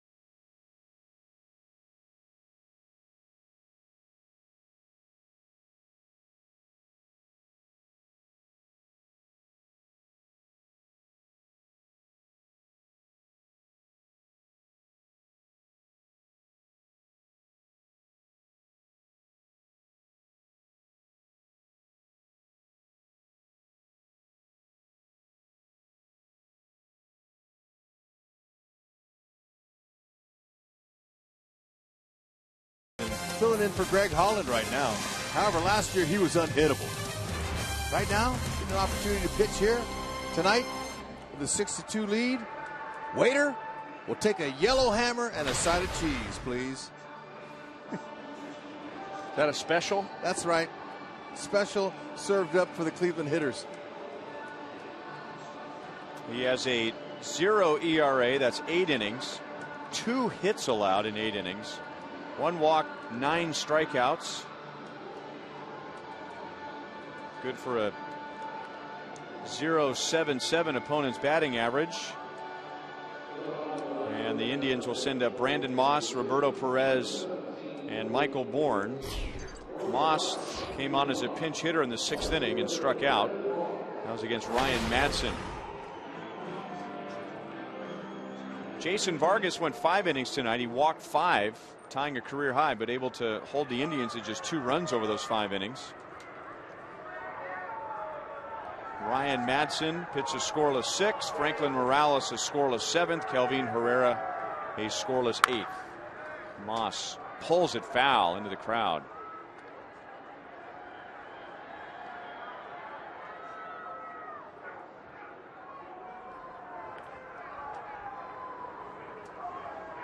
Lonnie Chisenhall will bat for Roberto Perez.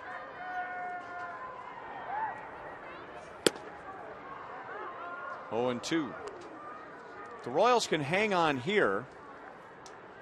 They will win game 1 in each of their first 7 series.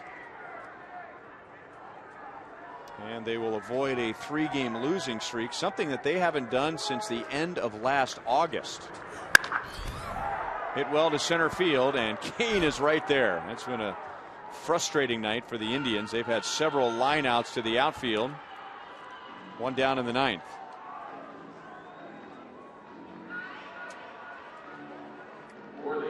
We gave you the Rios update on how much he's improving and his health and getting ready to do some baseball activities and getting that little splint off his hand. Now, Greg Holland, he threw yesterday in Chicago and it was good. He didn't have any pain today. Wasn't hardly any feeling in there.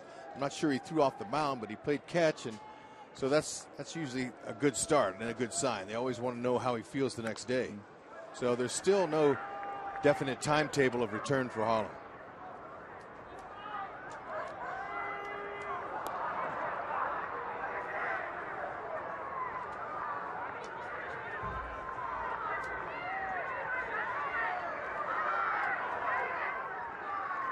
Lonnie Chisenhall not in the starting lineup with Jason Vargas on the mound.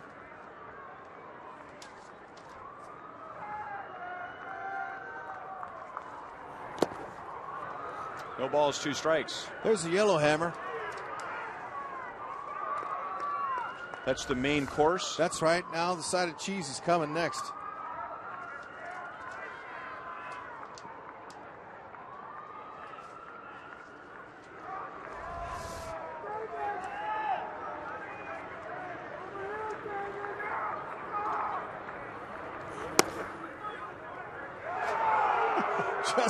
Just like you order it. Can I add something to the menu? Please. How about a cutlet? That's a beautiful thing.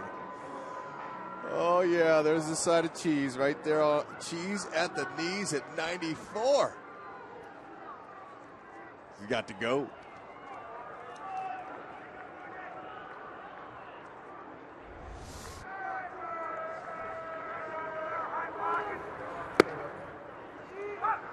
There's your cutlet. What kind of a cutlet?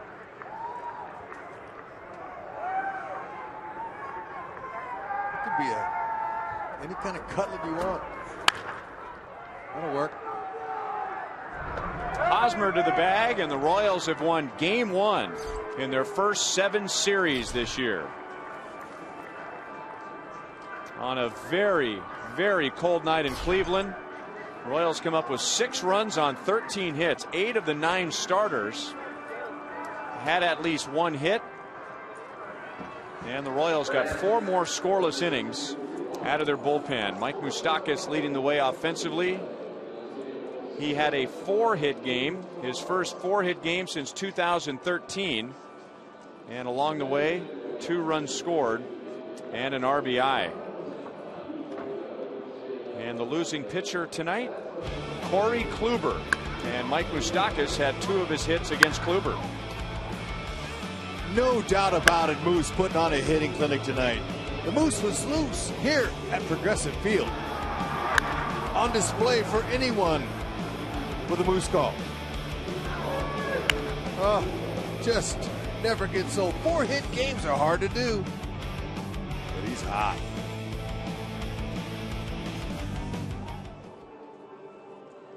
So the Royals are now 2-2 on this road trip, and they are 4-3 in this stretch of games, 17 consecutive games against teams in the American League Central.